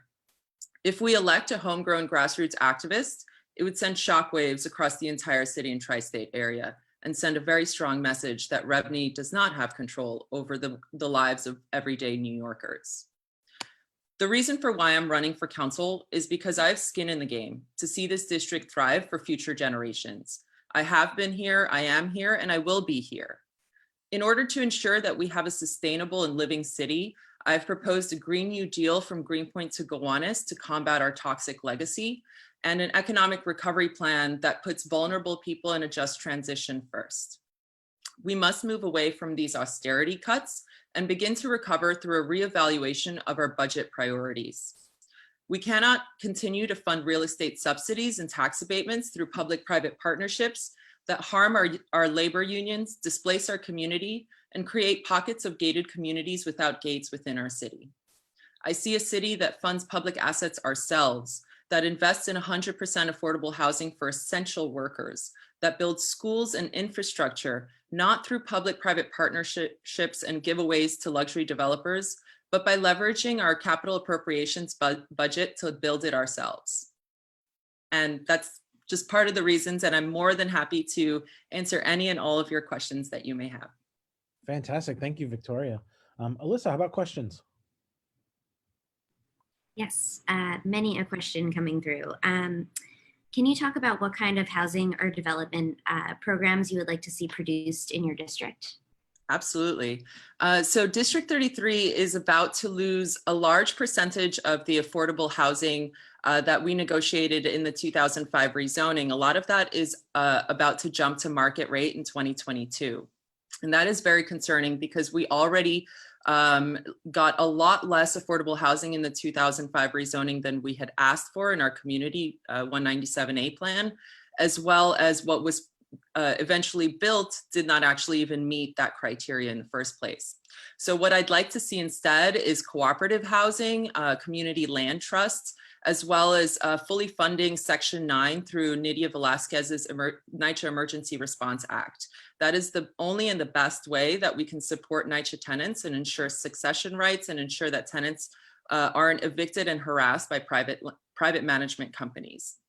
So that's why I stand against the RAD program. I stand against PACT and the blueprint for NYCHA. These programs are extremely destructive and they've been supported by my opponents very publicly. Great. And looking forward, what committees are you excited about working on, and where will your focus be on legislating? So my focus is definitely going to be on land use. I see this as one of the most important powers of the City Council. The council controls the budget, legislation, and land use, right? And our district has seen destructive land use policies throughout. So I absolutely want to lead that conversation because I have done the homework and I have studied the books and seen how better policies on land use can actually create affordable housing by building it ourselves, by leveraging these subsidies and capital appropriations to be able to meet the demands and the union labor and the contracts that the city can negotiate without having to beg a developer for amenities. And so I also want to sit on the environmental committee and also any economic development committees as well.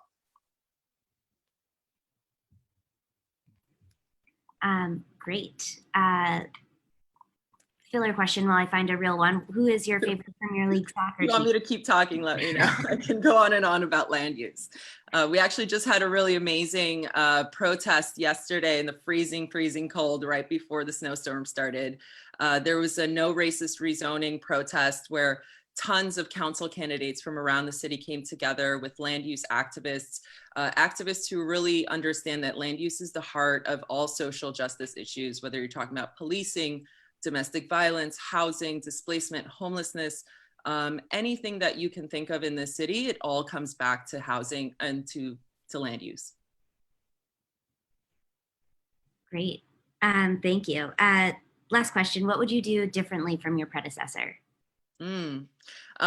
So I actually ran against Steve in 2017. I was the only candidate to do so. And I did it more out of frustration because of his decisions around displacement. So I have a very good working relationship with Steve. He and I don't always see eye to eye on economic policy and land use policy, but I do believe that he has a heart for social justice issues. He's just gone about the solutions in the wrong way. So what I want to do is turn away from neoliberal austerity policies that cut our budget and cut our social services and force us to cut even more the year after and the year after and the year after. Right now, we're in an economic recovery that seems very negative and not very optimistic, but there are ways that we can reprioritize the budget to ensure that we are defunding the police and putting more of that budget into mental health care and social work and ensuring that police officers aren't terrorizing kids in our schools and our hospitals. We can also ensure that these subsidies that we're spending billions of dollars for can actually be reverted back into our communities and social programs at a time when people need them most. So those are some of the things that I absolutely would do differently. I think Steve's heart is in the right place, but the solutions are absolutely different due to just the economic philosophies that we have. Victoria Cambranes, thank you very much. We appreciate you being here with us tonight. Thank you. Our next candidate, also in the 33rd Council District, is April Sambon. Am I saying that correctly? Yeah, yes. It's a complicated last name. I made the mistake. I'm Victoria, so I'm trying to get it right. All good, all good. April's a marketing and communications consultant. She's a member of the North Heights Community Group and leads the BQE initiative for the Bridge Harbor Heights condominiums. April, thanks so much for being here. Tell us a little bit about your candidacy, what you plan to do as a council member.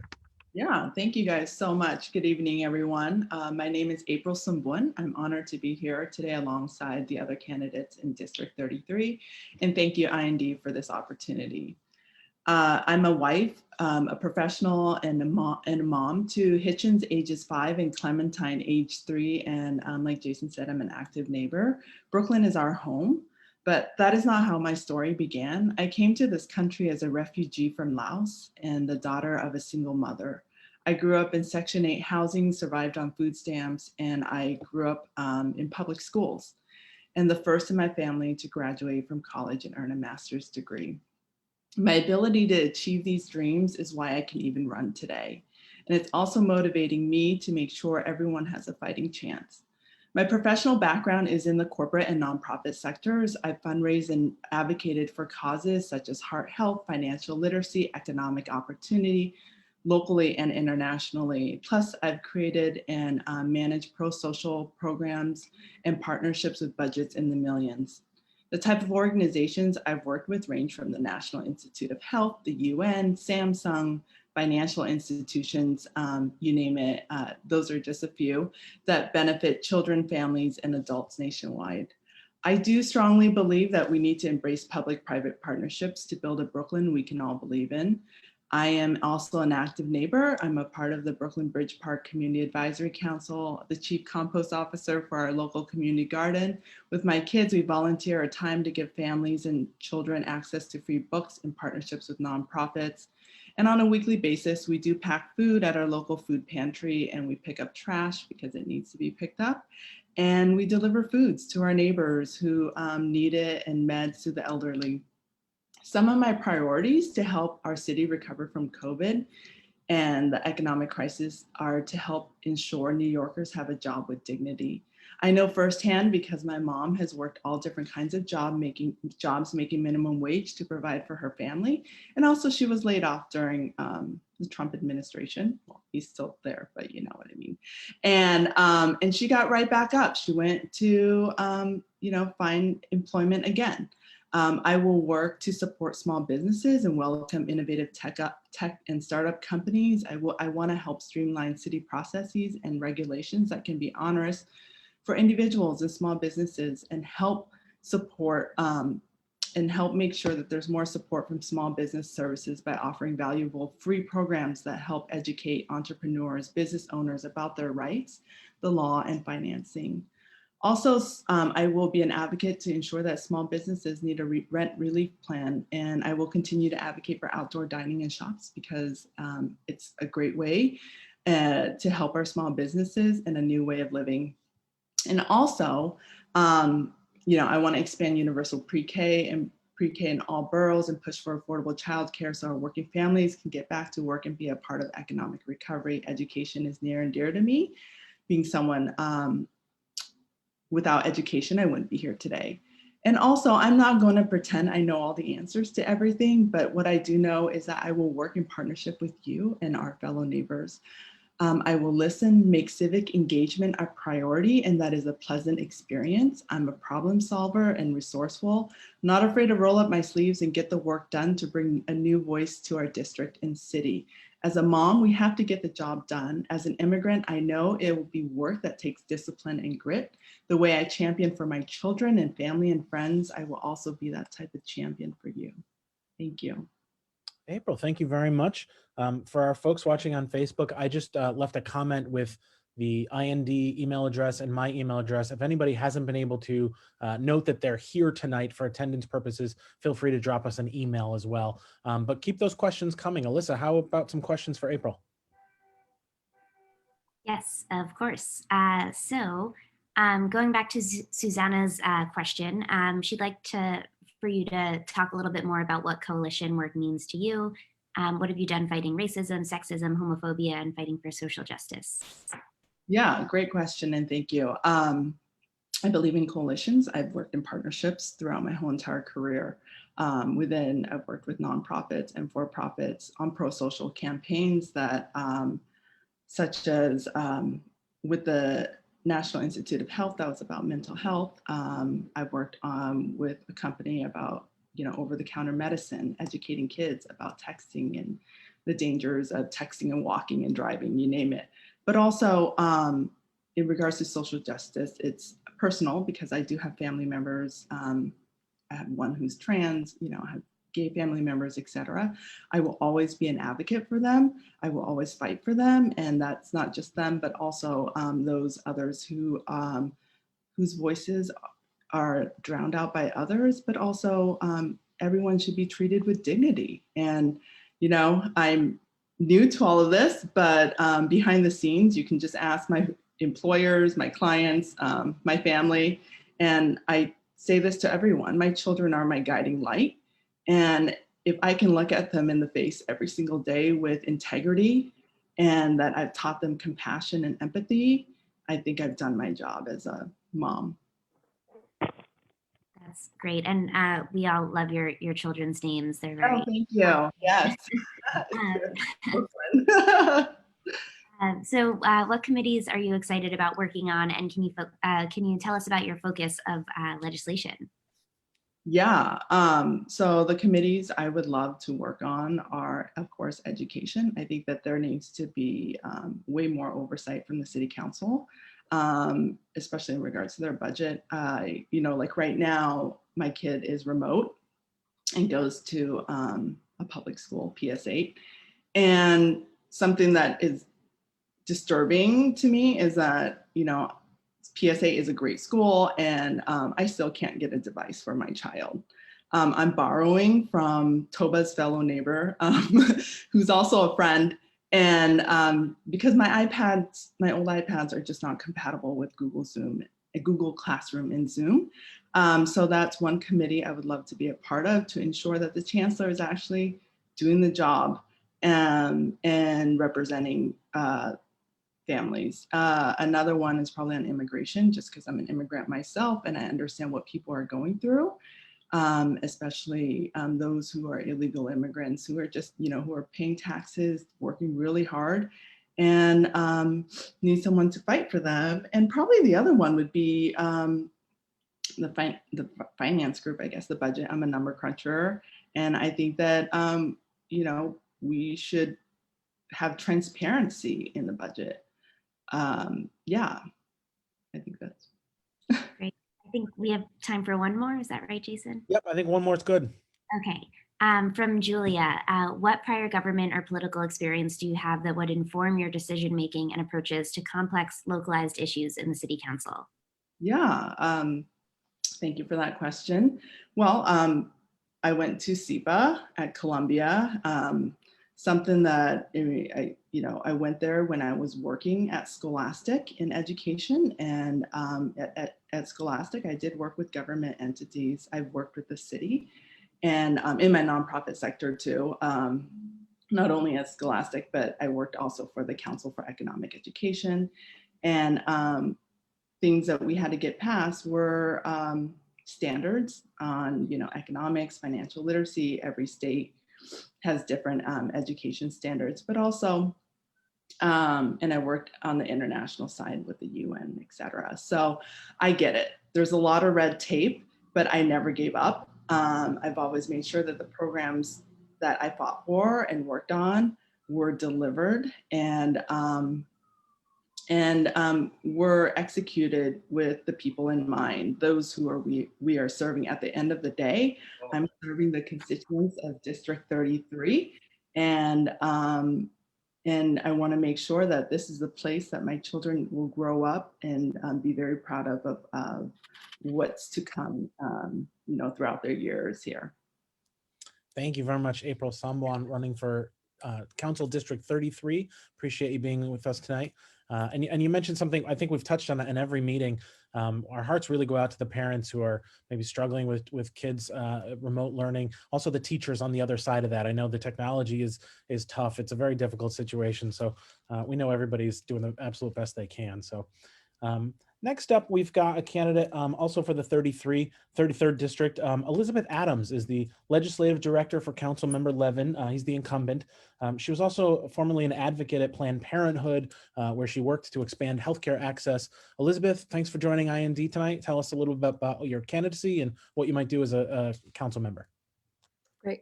Hi, everyone. Thank you for having me. It's great to be here with IND. Thank you all, especially for all you've done during the pandemic. You kept going, provided such a great space for us to check in with each other. And thank you to Joanne, who has led just really incredibly in Albany and through this club on the importance of representation of women in politics. And thanks, Jason, who has done so much for the community. So I'm a lifelong tenant. I grew up in the city. I've worked in education and bars and restaurants for years, and I know the challenges of our city personally. I've been an advocate for social justice with Planned Parenthood and was even appointed by the mayor to a task force on health education in our schools. And then I went to serve my community directly in the council to learn concrete tools to affect change legislatively. I've taken on some of our city's most critical social service needs in the General Welfare Committee. And so when COVID hit, I helped constituents navigate HRA and public benefits like SNAP, and I fought to get thousands of homeless New Yorkers safely housed. But I saw firsthand the failures of our social safety net in meeting the needs of our neighbors. So I went outside of government. I organized mutual aid efforts across the district, making sure that families had groceries and hospital staff had PPE. I am running because I have a plan to do things differently, and I have the legislative experience and the organizing values to get it done in the right way. I have a COVID recovery plan that will bring us closer to the just climate future that we need and that provides relief for workers and local businesses who need it most, and centers housing for our most vulnerable and underserved New Yorkers. We can bring a Green New Deal to New York City with a Green Job Corps, and we can deliver real affordability to our communities through comprehensive planning and tapping into public land, not just ceding to private developers like we have in the past. And we can divest from over-policing and invest in programs that actually work for our communities. I worked closely with small businesses in the district, and I know our nightlife industry personally. It is time that we have a woman as small business chair who prioritizes MWBEs and knows what businesses and families need to make it in our city during this recovery and long after. This is a change election. Voters do not want 4 more years of de Blasio. They want people who have a record of delivering on progressive issues. I am that candidate. The fact that I'm the only one in this race who received full matching funds from the CFB today shows that my community is with me. I'm endorsed by 20 and 21 and Senators Jessica Ramos and Alessandra Biaggi because I have been a proven leader in fighting for my values. I know how to solve community problems, whether it's someone trying to get a crosswalk painted on their block or when Brooklyn Heights preschool needed an open street for a safe place to play outside. And I know how to use our legal authority to creatively solve entrenched policy issues. I've spearheaded legislation to address severe air pollution in Brooklyn and provide real rental assistance for people experiencing homelessness. I didn't come up in the political world. My grounding is in the years that I organized with immigrant rights groups, LGBT groups, and formerly incarcerated women. The values of equality and of lived experience are what I bring to this work. And I'm ready to get started on day one. Thank you. Thank you, Elizabeth. Alyssa, how about some questions for Elizabeth Adams? Of course. So Jan is wondering your thoughts about breaking car culture in the city. Yes, I love this question. So I should disclose, I don't own a car. So I've grown up really in our public transit system. I think there's a lot that we need to do to move to a greener future, to protect the health and well-being of our environment, and to have a more innovative public transit system. I very much believe we need to meet people where they are. And so that means that if transportation options don't work for people, it's not going to be put to use. So there are a few things that we need to do. I think the Open Streets program has really been a silver lining and shown us kind of what we can do differently, has shown us that if we're creative, that if we work together, that we can really kind of use our public space differently. One of the things that I think open space has shown also is really the equity of our streets, is cars, the space that we currently give to cars in our street, if we were to shift the use for bike lanes, for a dedicated busway, for people and kids to learn how to ride their bike or to rollerblade or skate on the street, there are just so many more possibilities. And so the use of our space is more equitable, is more open, and we can kind of meet our needs in a lot of different ways. And so that's something that I think has been really wonderful to see about the open streets. A couple of things that I'm prioritizing. First, I think we need to have a real comprehensive bike network and dedicated busway. The current way that we have bike lanes are ad hoc. They're not always fully safe. Unfortunately, the passing of Sarah Pitts happened in our district, happened nearby me in Williamsburg. And I think it was really heartbreaking to see a woman around my age who was a seasoned bicyclist pass because our streets simply don't have the infrastructure that is needed to provide safety. I don't think it is about pitting cars against bicycles. It's about having safe infrastructure so all of us have the protections that we need. There's also really exciting opportunities to connect green infrastructure with bicycle infrastructure and with public space. There are like greenery protected like bollards or barriers that I think are great for achieving some of our environmental air quality needs too. And then I think the importance of having a dedicated busway system is we need to think about how we are connecting workers, particularly people who maybe work in Manhattan or in the Bronx, and having a coordinated system that is efficient, that is effective, it is cost saving, it is very much something that that is COVID friendly, I think, in terms of getting to our future. And then I think the last thing I want to say is I think it's important to acknowledge, to talk about the BQE. And they're really, I worked really closely with community members pre-COVID in saying kind of what planning do we need to do for the BQE for the future. I think what came out very strongly were a couple of things. First, the importance of community members need to be at the table, that we need to be talking about what the environmental impacts are, and really what we want to build for our future. Any investment had to have a really coordinated approach kind of the whole corridor. And I think that's what came out, that we have for too long really unaddressed the impacts of the BQE down in Brooklyn Heights, as well as up in Williamsburg too. And so there are some really great kind of conversations that are coming out now, like Make Maker Move, of saying, how do we activate the space underneath it for a public space? And then I think, for the BQE, we don't need 6 lanes, but we really need to think about how we plan together from a community-led perspective of what the next 90 years looks like, right? Not the next 10 years. And so I think as we're doing kind of our immediate plan, we need to have communities at the table to make sure that our environmental and safety needs are in place. And then our long-term, really thinking innovatively about what kind of city do we want to build, and have that really drive our transportation, our infrastructure planning. Thank you. Great. And I think you touched on some of these things, but what committee are you most excited about working on, and what area would be your focus of legislation? Yes, so there are a couple that I'm very excited about. I would say first, so I mentioned small business. I think what we need to do, we need to kind of address both the immediate COVID recovery needs, and then kind of plan for the future. So right now, I talk to small businesses all the time. What I hear from people are the inconsistency of rules and regulations that are coming out. It is too much for folks. I talked to someone the other day who said, look, we're closing, it's too much. It's up and down. Like, I can't plan. I don't know how long I need to plan for. I don't know if I need to try to get through 1 month, through 3 months, through 6 months. And people are afraid in really all the ways. So I think the inconsistency is an issue. And then the rent. One thing that I think that our council has really fallen down on is our city council has not stepped up in terms of addressing our commercial rent crisis. The council, in fact, the Small Business Committee has yet to even hold a hearing on the rent issues facing our small businesses, which feels very glaring because it is constantly the issue that I hear from small business owners, from workers. And so I think we need an immediate COVID relief plan. We know that federal relief will be coming. We don't know if and we don't know when and what it will look like. And the city has the ability to kind of borrow against itself for March in the same fiscal year and put in place some relief measures now.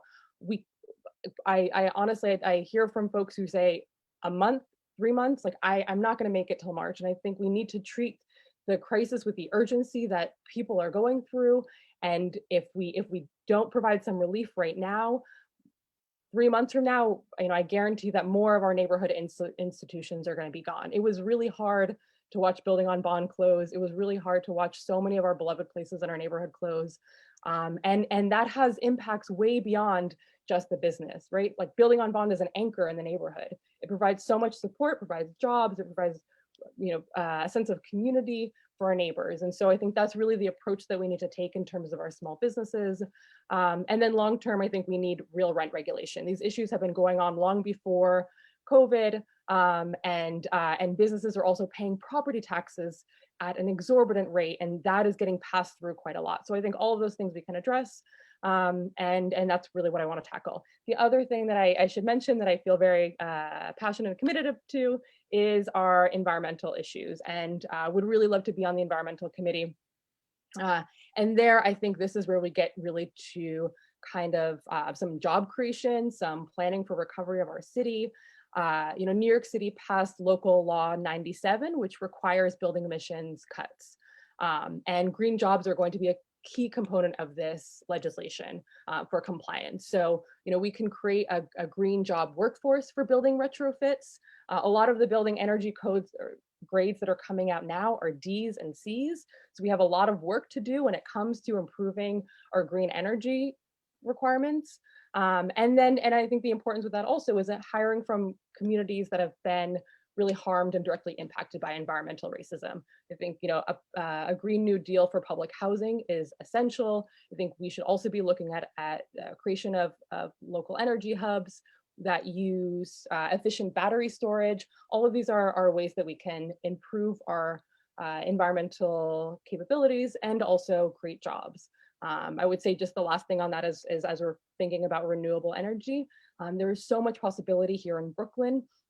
Offshore wind is a great opportunity that has the potential to provide 100,000 jobs. The Navy Yard is a critical space for job training, for connecting to kind of energy retrofits as well. So I'm very excited about the possibilities there. We are definitely going to miss Building on Bond and so many mainstays in our district that have unfortunately slipped away here. It's a really tough environment here as the city tries to recover. Alyssa, maybe one more quick one for Elizabeth. Sure. What would you do differently from your predecessor, and will you be seeking Steve Levin's endorsement? Thanks, great question. So there are a few things I would have done differently, I would say. I have learned a lot from Steve. I think he is someone who approaches the work with thoughtfulness and with really kind of thinking through issues on the merit, not through politics. And so I respect a lot of what he has done. There are a few things that I have disagreed with publicly and have really kind of made clear where my stances are different from Councilmember Levin. One of the first ones that came up when I was in the council was the vote to not expel a known serial harasser in the council.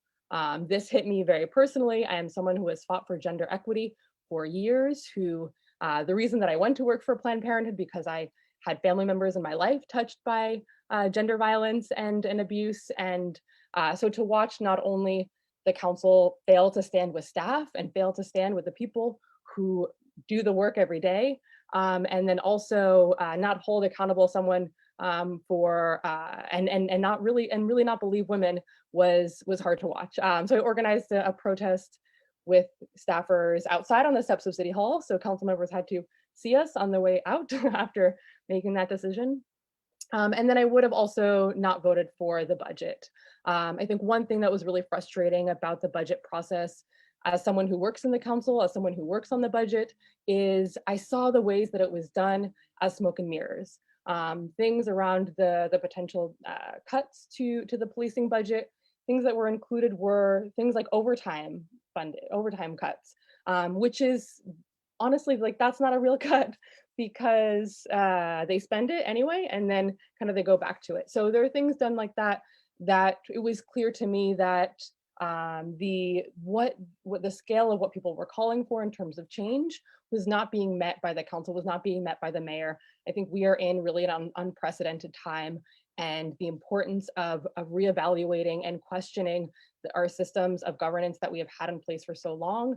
The NYPD, I think about 5% of what the NYPD does is respond to violent crime. So we need to ask ourselves what the other 95% of the budget is going to, and whether that's really what we want police responding to. I think, things like responding to calls for mental health crises, or responding to calls for homeless outreach, that is better served not by an officer in uniform, where sometimes that can be escalated. So those are a couple of things. I would also say one thing that I really want to do with this office is think about how to reach people in new ways. That's something that I think a lot about as the opportunity for the council really to open up government, to be more transparent. A lot of people first learned about their council member during the defund NYPD conversation. We were getting thousands of calls to our office of people saying, I didn't know who my council member was, but this is something I care a lot about and I'm thinking a lot about. And so I think the opportunity there to use social media, to be creative in outreach, to really open up the storefront office, and also the online office, I think is a huge opportunity for us to make government more transparent, and to really kind of meet constituents where they are in their own communities. Thank you, Elizabeth Adams, a candidate for the 33rd Council District. Next up is another candidate for the 33rd, Lincoln Ressler. He's a former district leader in the 50th AD, veteran of fighting the county machine. He was the deputy chief of staff for the mayor, also was formerly the executive director for New York City Employment and Training Coalition. Lincoln, thank you for being here with IND, and tell us a little bit about your candidacy. And you're muted. It's Zoom one-on-one, buddy. Seriously, oof, not a great start. But thank you, Jason. It's an honor to be your next contestant on IND Speed Dating tonight. But in all seriousness, I've really loved being a member of this club over the years. And I want to congratulate all of you on the reform victories at the county committee meeting last night.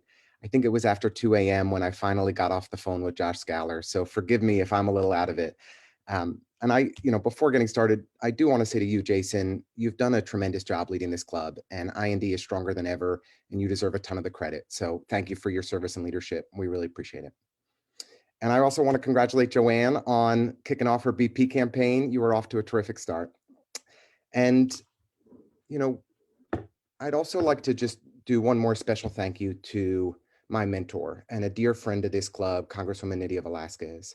I'm truly humbled that the Congresswoman has endorsed our campaign for City Council, and she did it when we launched on day one in October. And since I began getting involved in local politics over a decade ago, the Congresswoman has really been my North Star, and she has always had my back in every tough fight. The 52nd Assembly District is my childhood home. My parents moved to Pierpont Street in the 70s, and I've lived here ever since, or they've lived here ever since. I played t-ball in Cadman Plaza, had my bar mitzvah in Plymouth Church, attended neighborhood schools in Brooklyn Heights from preschool all the way to my high school graduation. I came back to Brooklyn after college because I wanted to be active in the community that raised me. But I was shocked to find out just how endemic the corruption was in Vito Lopez's Brooklyn Democratic Party. I helped found New Kings Democrats to help our borough build a Democratic Party as progressive and good as the people it was supposed to serve. Together with allies like Joan, Joanne, and IND, we created a Brooklyn reform movement and led the charge against boss Vito Lopez. I ran and won a district leader race against the Brooklyn Democratic machine when no one thought that could be done. At my core, I'm a reformer. And I also have deep experience getting things done in government. For nearly a decade, I've worked as a public servant in New York City, and I saw government succeed and I saw it fail. I know how to make government deliver on issues big and complex, like leading the design and implementation of IDNYC, the New York City Municipal Identification Card that can now be found in the wallets of over 1 million New Yorkers, to local neighborhood issues like developing the policy to stop issuing expensive violations to homeowners when the street tree in front of their house messes up the sidewalk. While the 33rd is a kind of oddly shaped, even disparate district, I have friends on almost every single block. I grew up in the brownstone portion of the district and have lived in the northern portion in Greenpoint for over a decade, and it's where I served as district leader. We're putting together the strongest coalition across the district with a shared set of values that hopefully will include IND, so we can work together to achieve real change. In addition to Congresswoman Velasquez, we've been endorsed by the Working Families Party, Lambda Independent Democrats just last night, and the 7 tenant association presidents of every NYCHA development in the district. I also have the support of leaders of the Jewish community in South Williamsburg. This is a moment where we need every part of our government and every person who asks for your vote to work hard, to answer questions with action, and to make big things happen. That's why I want to represent every resident of the 33rd district in the city council. I want to help this corner of Brooklyn, from the Gowanus Canal up to the Kosciuszko Bridge, to not just recover, but be better than it was. A council district where we tackle the crises of affordability and climate change and racial justice together. We can take power from developers and create the truly affordable housing we need. We can turn the 33rd into the first carbon neutral district in the nation. We can rethink approaches to public safety so we have more guidance counselors in our schools than cops. I want to be the person you call on 24/7, 365, because you know I'll show up and I'll do my damnedest to get results. The 33rd Council District needs a strong voice for equity and justice, a representative with the imagination for big solutions who understands how to get things done, to help us recover and reimagine our city. I'm going to give it my all in this race, and if I'm elected, I'm going to fight like hell for a better Brooklyn. Thanks for having me, IND. Thank you, Lincoln, very much. Alyssa, how about some questions for Lincoln Ressler? Sure. The first one in from Dara is, what will you do to help small commercial and residential landlords, many of whom are struggling to pay taxes and mortgages? Oh, thank you, Dara. That's a great question. You know, I think there's been a great deal of focus during the crisis on tenants who are struggling and unable to pay rent, and rightfully so. We have more tenants on the brink of homelessness, more New Yorkers on the brink of homelessness than any time since the Great Depression. But we also have a real crisis among small landlords and people who've owned their homes and have lost their jobs or rely on the income of their tenants to be able to pay their mortgage and pay their property taxes. So when we talk about needing urgent and massive relief out of Washington, D.C., it's not just for tenants, it's for landlords too. We need a massive stimulus package out of Washington yesterday. It is egregious that the Senate Republicans have held it up as long as they have, but I'm optimistic that the negotiations are proceeding along well and hopeful that we'll see meaningful investment to stabilize our housing in New York City soon. If that is not enough, then we need Albany to act as well. And in all likelihood, we will need Albany to act. And primarily what that means is that we need more progressive taxation. It's time that we ask the folks who have the most to give a little bit more. This is a time when we need the wealthiest in our society to step up and pay some additional taxes so that we can stabilize everyone in need, from tenants to small landlords. Thank you. Great. So can you tell us what committees you're most excited about working on, and it's a long night, not as long as yesterday, but you know. Second part of the question, what will be your focus of legislation? Oh boy. Oh, those are great questions. I really appreciate it. So I'll tell you, the first bill I would like to introduce is a repeal of 421A option C. And for those of you who are not housing nerds out there, I will explain. But 421A is the state housing program that gives massive tax benefits to real estate developers. And one of the ways in which they can get massive tax breaks is by building a small percentage of their housing for people who are earning 130% area median income, which again, for non-housing nerds, means families that have 6-digit plus incomes, well, middle income families. A developer can build some affordable housing for them and get massive tax breaks on the entire project. We should be demanding so much more from real estate developers. And if we're going to be giving tax breaks out, then we need significant amounts of truly affordable housing for our community, for middle class individuals, for working class individuals, and for people exiting our homeless shelters. The 421A program is broken. We can take some action at the city level and repeal option C. It'd be the first piece of legislation I'd introduce. Committees I'd like to serve on. The first committee I'd like to serve on is the Finance Committee. We are in a fiscal crisis right now, and while I'm optimistic with the vaccine in circulation that our economy will recover as our public health situation stabilizes, it's not going to recover overnight. And I'd like to put my experience in government to use and the opportunity to invest in the priorities that New Yorkers depend on the most as a member of the Finance Committee, where we have oversight of the budget. Thank you. Maybe one more, Alyssa, for Lincoln? Yeah, so you touched on this a little bit in your opening, but since the district is so disparate and so many different neighborhoods, can you talk about how you would gain support from all the different communities within the 33rd? Thank you so much, Alyssa. That's a great question. Because it is a weird and disparately shaped district. I think that the people in Greenpoint and the north side of Williamsburg would say that they have nothing to do with the community in Brooklyn Heights and Boerum Hill, and the folks in Brooklyn Heights and Boerum Hill would tell you that they don't have all too much to do with the community in South Williamsburg that's predominantly ultra-Orthodox Jewish community. And the way that the kind of electorate is split, it's about 40 odd percent of the vote down here in the 52nd, about 20 to 25% in South Williamsburg in the Jewish community, and about 30% up in Greenpoint in the north side. So you really do, to be successful in this district, need to be able to work and build coalitions across every corner of the district. As I mentioned, I love growing up in Brooklyn Heights and have from my childhood and have deep network and connections across this area. And obviously, hopefully with the support of IND, would love to be able to really break through in the 52nd. In South Williamsburg, the leadership in the Jewish community there has committed to supporting my campaign. And in Greenpoint in the north side, where I used to serve as district leader, I've lived there for over a decade and have deep relationships and have been actively involved in just about every community-based organization in the area.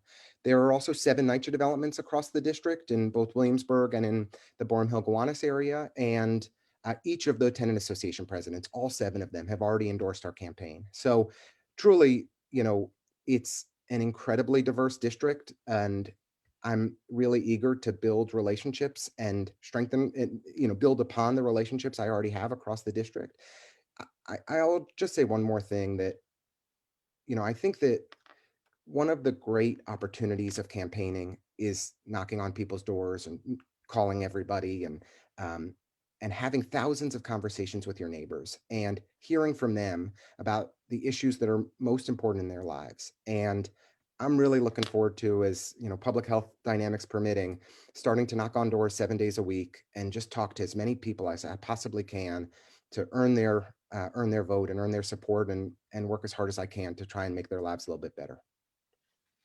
Thank you, Lincoln Ressler, candidate for the 33rd Council District. We've got one more candidate for the 33rd. We want to say hello to Stu Sherman. Stu is with us tonight. He's running for the 33rd. He's a legal aid attorney. For the last 2 years, he's run a free legal clinic at Woodhull Hospital. Stu, tell us a little bit about your candidacy, please, and what you might do as a council member. Oh, thank you so much, Jason. Very happy to be here. I appreciate everyone for hosting me and also for your patience in you're going on 2.5 hours now and multiple candidates. So it means a lot that you're still here. You're still listening to me. Strong crowd viewing us on Facebook too. So I've been watching that number. So applause. Oh, great. Hi, everyone on Facebook. So yeah, my name's Stu Sherman. I'm a Greenpoint resident. I live here with my wife, Elizabeth, and our 7-week-old daughter, Porter, who we just put to bed before I came out here. I'm a legal aid attorney. I run free legal clinics for working families in my community, which are based in local hospitals. I run a clinic at Woodhull, but I also run other clinics throughout the city, including home care clinics, in people just going to people's houses. I was driven to this work in healthcare because of my own struggle with type 1 diabetes. I was diagnosed with that when I was 6, come from a modest background, but even with that in this country, my family had to struggle with insurance and to make sure that I got the care I needed to survive and thrive. And, I really appreciated that. And I saw from that healthcare is a lot more than just medicine. It's housing, it's employment, it's public benefits, it's access to healthy foods. So I've dedicated my life to trying to help people in healthcare, but that has expanded well beyond that. And the reason why I was able to do this work and be able to afford this career with a legal background and a modest background is because I won money on a game show. I paid for law school with money from Who Wants to Be a Millionaire. If it wasn't for that, I might not have been able to do this work I do and in public service. And the reason why I'm able to live where I live is because I won the lotto in rent stabilized housing. And I think that's really telling. People, middle income families shouldn't have to have their children win lotteries or win on game shows to be able to live in housing or go to school or to be able to do the work they need to do. And so those are very important issues to me, housing and education, and making it so that it doesn't have to be up to a lotto unless you're very wealthy and win the genetic lotto. Why am I running? I love my job. I love helping people. I'm working right now 9 to 5 throughout the week working in hospitals, and it's seeing on a frontline level the problems that people are facing that's driven me to this race, that has driven me to run. I've seen in the past 9 months how COVID has hit people inequitably and hit certain communities harder. And it's not because COVID discriminates, it's because of inequities that existed beforehand. The reason why certain communities have higher rates of death and higher rates of sickness is because of government failures. And I want to run to fix those. And I have a legal, technical understanding of that because I represent my clients in everything from hearings at HRA to immigration court where I prevent deportations. And that's really what matters to me. And that's what sets me apart. I understand the urgency because I've been in shelters talking to people that haven't gotten the resources they need. I've been in inpatient mental health wards talking to people that have been abused repeatedly by the police. And I've been bedside while people are dying in hospice and that are more concerned with their families being evicted than they are about their own mortality. So when I enter, I have a lot of plans. I think we all have a lot of plans. I think you've heard a lot of plans, Green New Deal, more public housing funding, more affordable housing, reforming a lot of things that are broken. And it's really hard to tell apart the candidates because we're all very progressive. So I think what sets me apart is this passion for what I do currently on a daily basis, and knowing that need can't wait another minute, knowing that we can't wait for pilot programs or studies or research that takes a while. We need these plans now. We need change right now because people are feeling this pain right now. And I know that, and that's what's driving me. And that's why I would like your endorsement for this race. Thank you. Thanks very much, Stu Sherman. And we'll get to policy questions, but we won't count this against you. But I'm curious about your background. What are we looking at? What background in? Oh no, you're like where? Oh, my physical background. It's the most interesting of the night so far. Yeah, so we have I said a red stabilized apartment. It's small, 1 bedroom and a daughter, and so we have this little patio. I built this makeshift greenhouse so I could get some work done, and because I don't want to wake her, it takes a lot of effort to get her to sleep, and also I will get very distracted if I hear her waking up and won't be able to focus. So have this little greenhouse here. And figured it gives me a chance to stand as opposed to sit. Very cool. Alyssa, how about policy questions or substantive questions for Stu? Of course. We'll start with Susanna's good question from before. Can you talk about what coalition work means to you, and what have you done fighting racism, sexism, homophobia, and fighting for social justice? Of course, and that's a fantastic question. I think we can't get anything done without coalitions. We need to bring as many people to the table as possible in order to create sustainable change on a systemic level. And one important thing to me throughout my career has been bringing people to the table that are most impacted by policies, whether it's people that are living in public housing, having the greatest say in what happens in public housing, or people with mental illness or developmental disability having a say in their own fate, even when they tend to be ignored because of ableism. So coalition building is incredibly important. Actually, just today, I started, working together with some North Brooklyn community groups from that are opposing the North Brooklyn pipeline, and a environmental medical group at Mount Sinai. Was able to put them in touch so they can combine efforts and inform their patients about the environmental hazards of pipelines like this, and do that research. So that's a coalition. That's something I see as very important. On a daily basis, I feel I am committed to doing the work of racial justice, of bringing equity.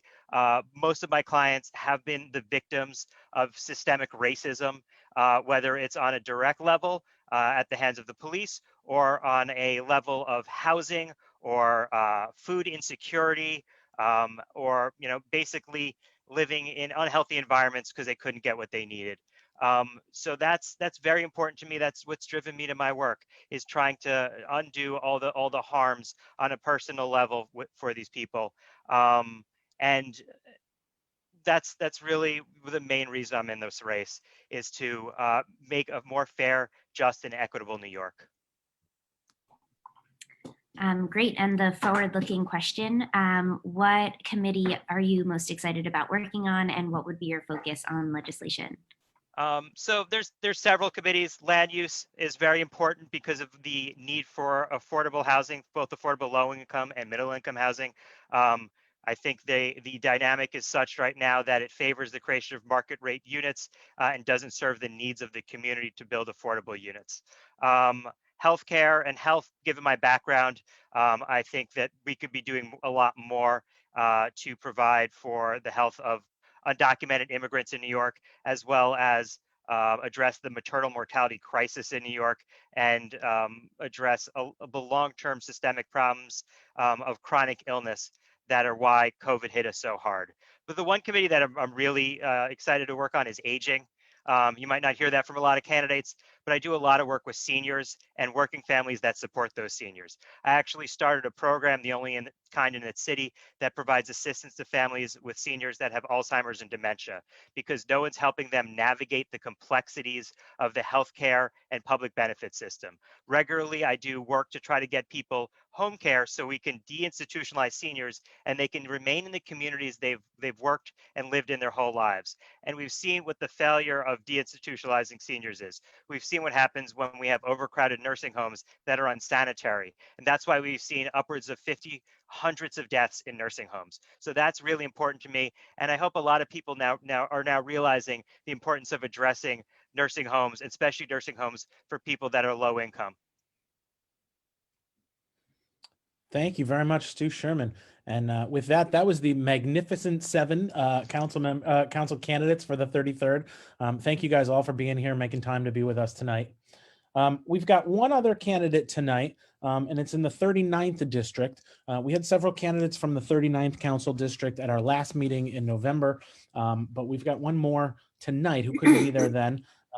And I want to make sure I'm saying your name correctly. Is it Mamnoon Haq? Yes, you did. Thank you so much. Very good. So Mamnoon is a co-founder of the New York Taxi Workers Alliance. He's a community health worker and program associate at NYU School of Medicine. Thanks so much for being with us tonight. Please tell us a little bit about your candidacy.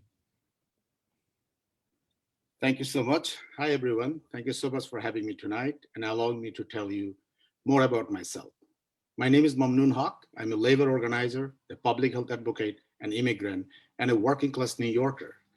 I immigrated to New York almost 30 years ago from Bangladesh and settled in Kensington here in District 39. Like many immigrant New Yorkers, I began driving a yellow medallion taxi cab in New York City. As a driver, I quickly saw and experienced the hardship of the work, long hours, low pay, exploitation by brokers, and a dangerous work environment all over.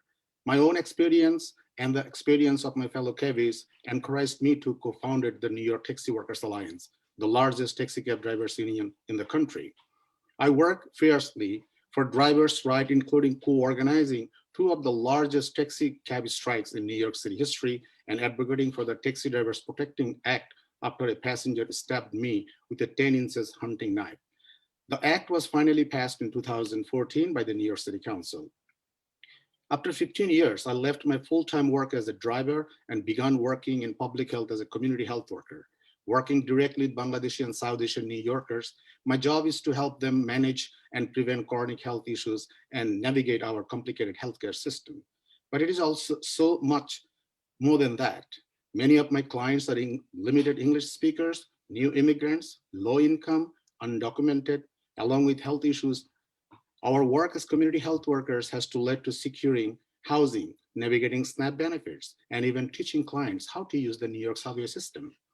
In District 39, I have worked directly with friends, neighbors, and community members to increase civic participation, improve our streets and parks, and ensure better resource access for our community.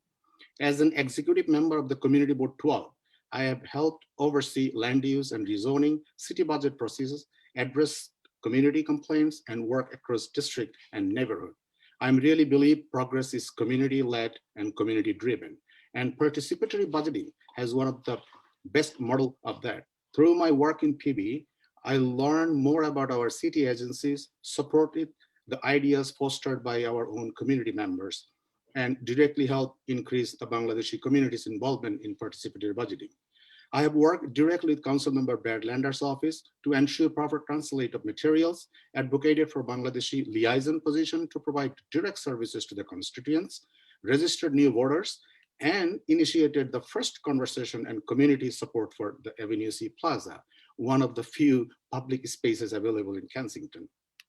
I've spent most of my life in New York serving relentlessly.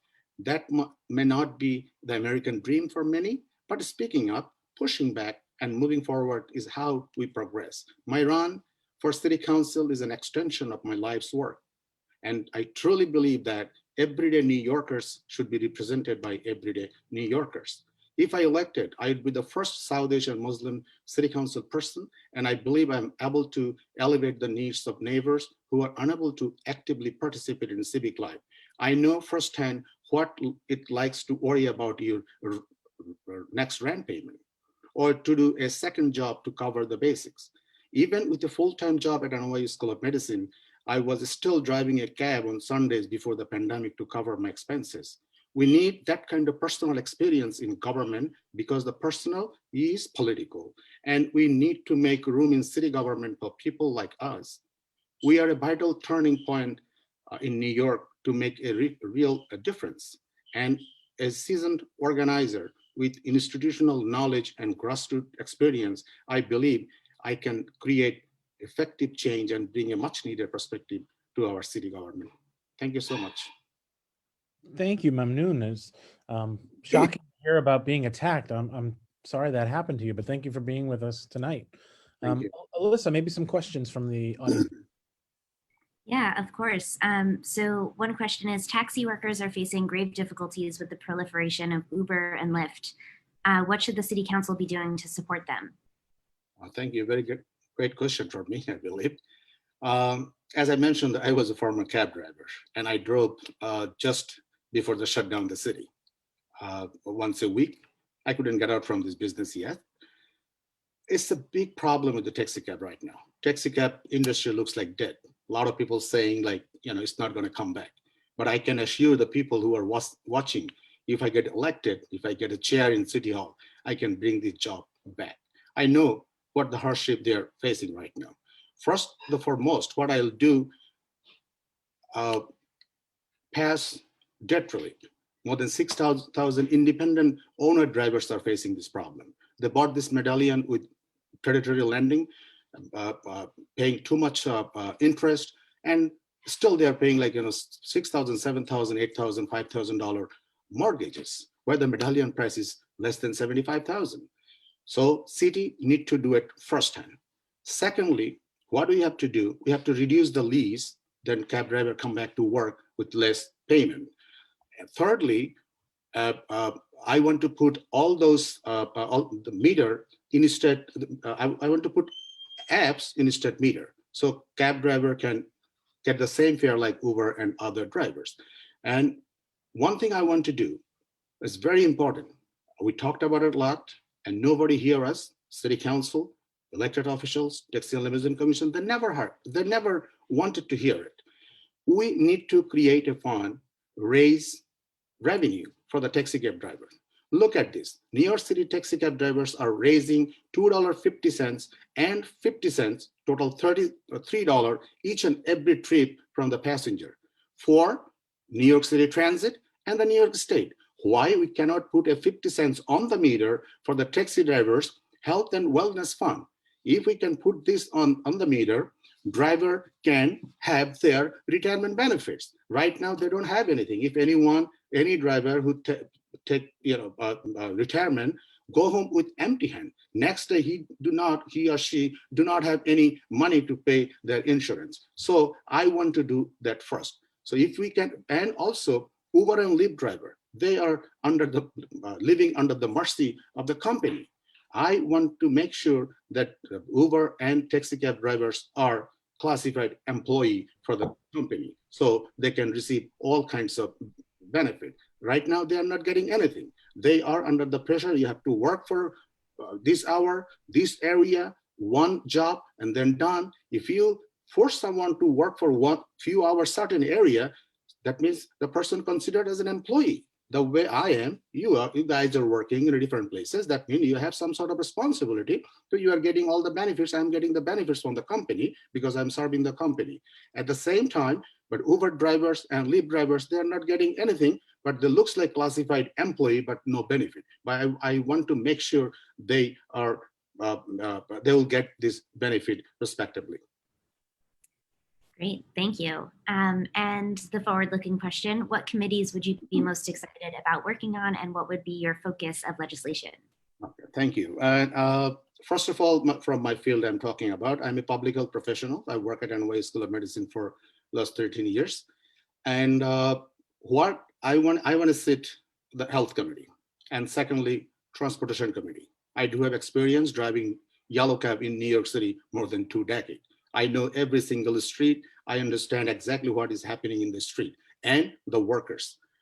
So first of all, for the health, what I want to do, I want to introduce a legislation for hiring a pool of community health workers. It's really important, believe it or not. I start as a community health worker at NYU School of Medicine. My background was totally different. Once I finished my bachelor degree from the university in Bangladesh, I started to work in a bank. I worked there for 5 years. When I came here, I had different jobs, drove taxi cab, but I started my job as a community health worker at NYU School of Medicine. So this is a very effective. Only few organizations have this model, and the community health workers, why I will introduce this bill, they are very important workers, miracle workers, sometimes people are saying them, because they bridges the gap between the healthcare system and the patient, which is really important. They are the community members. They are immigrant. They speak their own language, multiple languages. They educate people how to manage and prevent their chronic health system. They educate how to eat a healthy diet. They educate how many hours you have to do your exercise. How are you going to do it? And also, community health workers, what we did as a community health worker, we educated the doctors and nurses with the cultural competency training. So when your patient visit you, you understand exactly what this person needs. The culture and a culture, religion, is really important to know how the people survive and are living. So that's why I'm saying the first thing I'm going to do, that legislation I want to introduce citywide. And not only about the community health worker, but if you hire community health workers, so you are creating some sort of jobs, like for a lot of people, a lot of immigrant people of colors, they can have this job. So it's really important. First thing I'm going to do that. And I want to see a transportation committee. As I mentioned that, I'm going to really fight for the taxi cab drivers and Uber and Lyft cab driver. If I get elected, I can assure the people that I'll be able to bring the job back and giving a better life to working class people or immigrants people. Fantastic. Alyssa, maybe one final question? Sure. do you have thoughts about breaking car culture in the city? Yes. I mean, look, I honestly, I can tell you, I drive car. I mean, as my job, like, you know, when I started driving taxi cab, I was driving cab. Even like every day I drive cab as car. So that's different. But yes, we are having a lot of problem in New York City, which is city is totally crowded. Already, we, you know, yellow cab drivers started to take, you know, raising $2.50 for transit because we trying to encourage people to use the subway system, which is really important. I support, you know, there's, you know, they're collecting money if it is worked exactly for the transit properly. One thing I want to do, like, you know, bike, I always see that when people, you know, riding their bike, I feel like when I'm driving, they are not safe when they're riding their bike next to the car. If I get elected, I am going to rethink about it and will change this system. Even in my district, I can see the bicycles people are riding in the middle of the street up to the parked car and the moving car, next to the moving car. So it is dangerous. People are just moving a little bit this side and that side, and you know, someone can get hurt. So what I'm gonna do, I want to see all the bike lane to the curb side, and then the parking lane, and then the moving lane. So I want to increase more bikes in our district, even in the city, even in my area where I live in Kensington. Honestly, we don't have any bike places here. The city bike is still like, you know, we didn't have any in our area, but our children, grandchildren, the people from the community wants to ride bike. They don't have anything. Otherwise, you have to go to Park Slope, you have to go to Brooklyn Heights, other places. Yes, it is in our district, but not in our area. So I want to change it. Yes, though I'm driving the car. I mean, this is the way, like, you know, I just had my life, but I want to change it. I want to see a better life for all New Yorkers. Thank you very much, Mamnoon Haq, candidate for the 39th Council District, and our last candidate for the evening. So thank you so much. I'll say we set a goal for ourselves of I think 10:15, and we have beaten our own time. So very, very good job to everybody. I want to particularly thank Seamus Campbell, Danielle Zuckerman, Alyssa Meyer, Tyler Rocky. These folks were working behind the scenes to make sure the candidates got invited, to make sure they showed up on time, and we got everybody slotted in and things ran smoothly. So really appreciate the hard work of the whole team here. Joanne Simon, we've been joined by our assembly member here. Maybe a final thought to end the meeting? There we go. Hi, thanks everybody. My final thought is this has been a great meeting. I really enjoyed hearing from all the candidates, and we are about to embark on an incredible new year. We are hoping that, I still have hopes that we might go back before the end of the session. I know I say that all the time. So far that hasn't happened. But next year is going to be an incredible year. I'm really looking forward to hearing what we will be getting from the federal government. I'm really hoping and want to support everybody who will be able to make calls for Georgia, because if we can win Georgia, we will have a Democratic Senate, and the way that New York will be treated and New York City will be treated will be very, very different under a Democratic Senate. And I think that I want to just encourage everybody. We don't have a lot of time left. January 5th is coming up quickly, and I want to encourage everybody to work on that race if you have any time to do that. And thank everybody, both in front of the scenes, Jason, and behind the scenes, and all the candidates for coming tonight and speaking with us. And happy holidays to everybody. Yes, happy Hanukkah to everybody. Happy holidays. We will see you folks in January. Take this time to check out the candidates and other forums, and we'll be in communication about that. So thank you to everybody for joining us. Thank you to all the candidates. Thank you, Joanne. Have a great night, folks. Good night.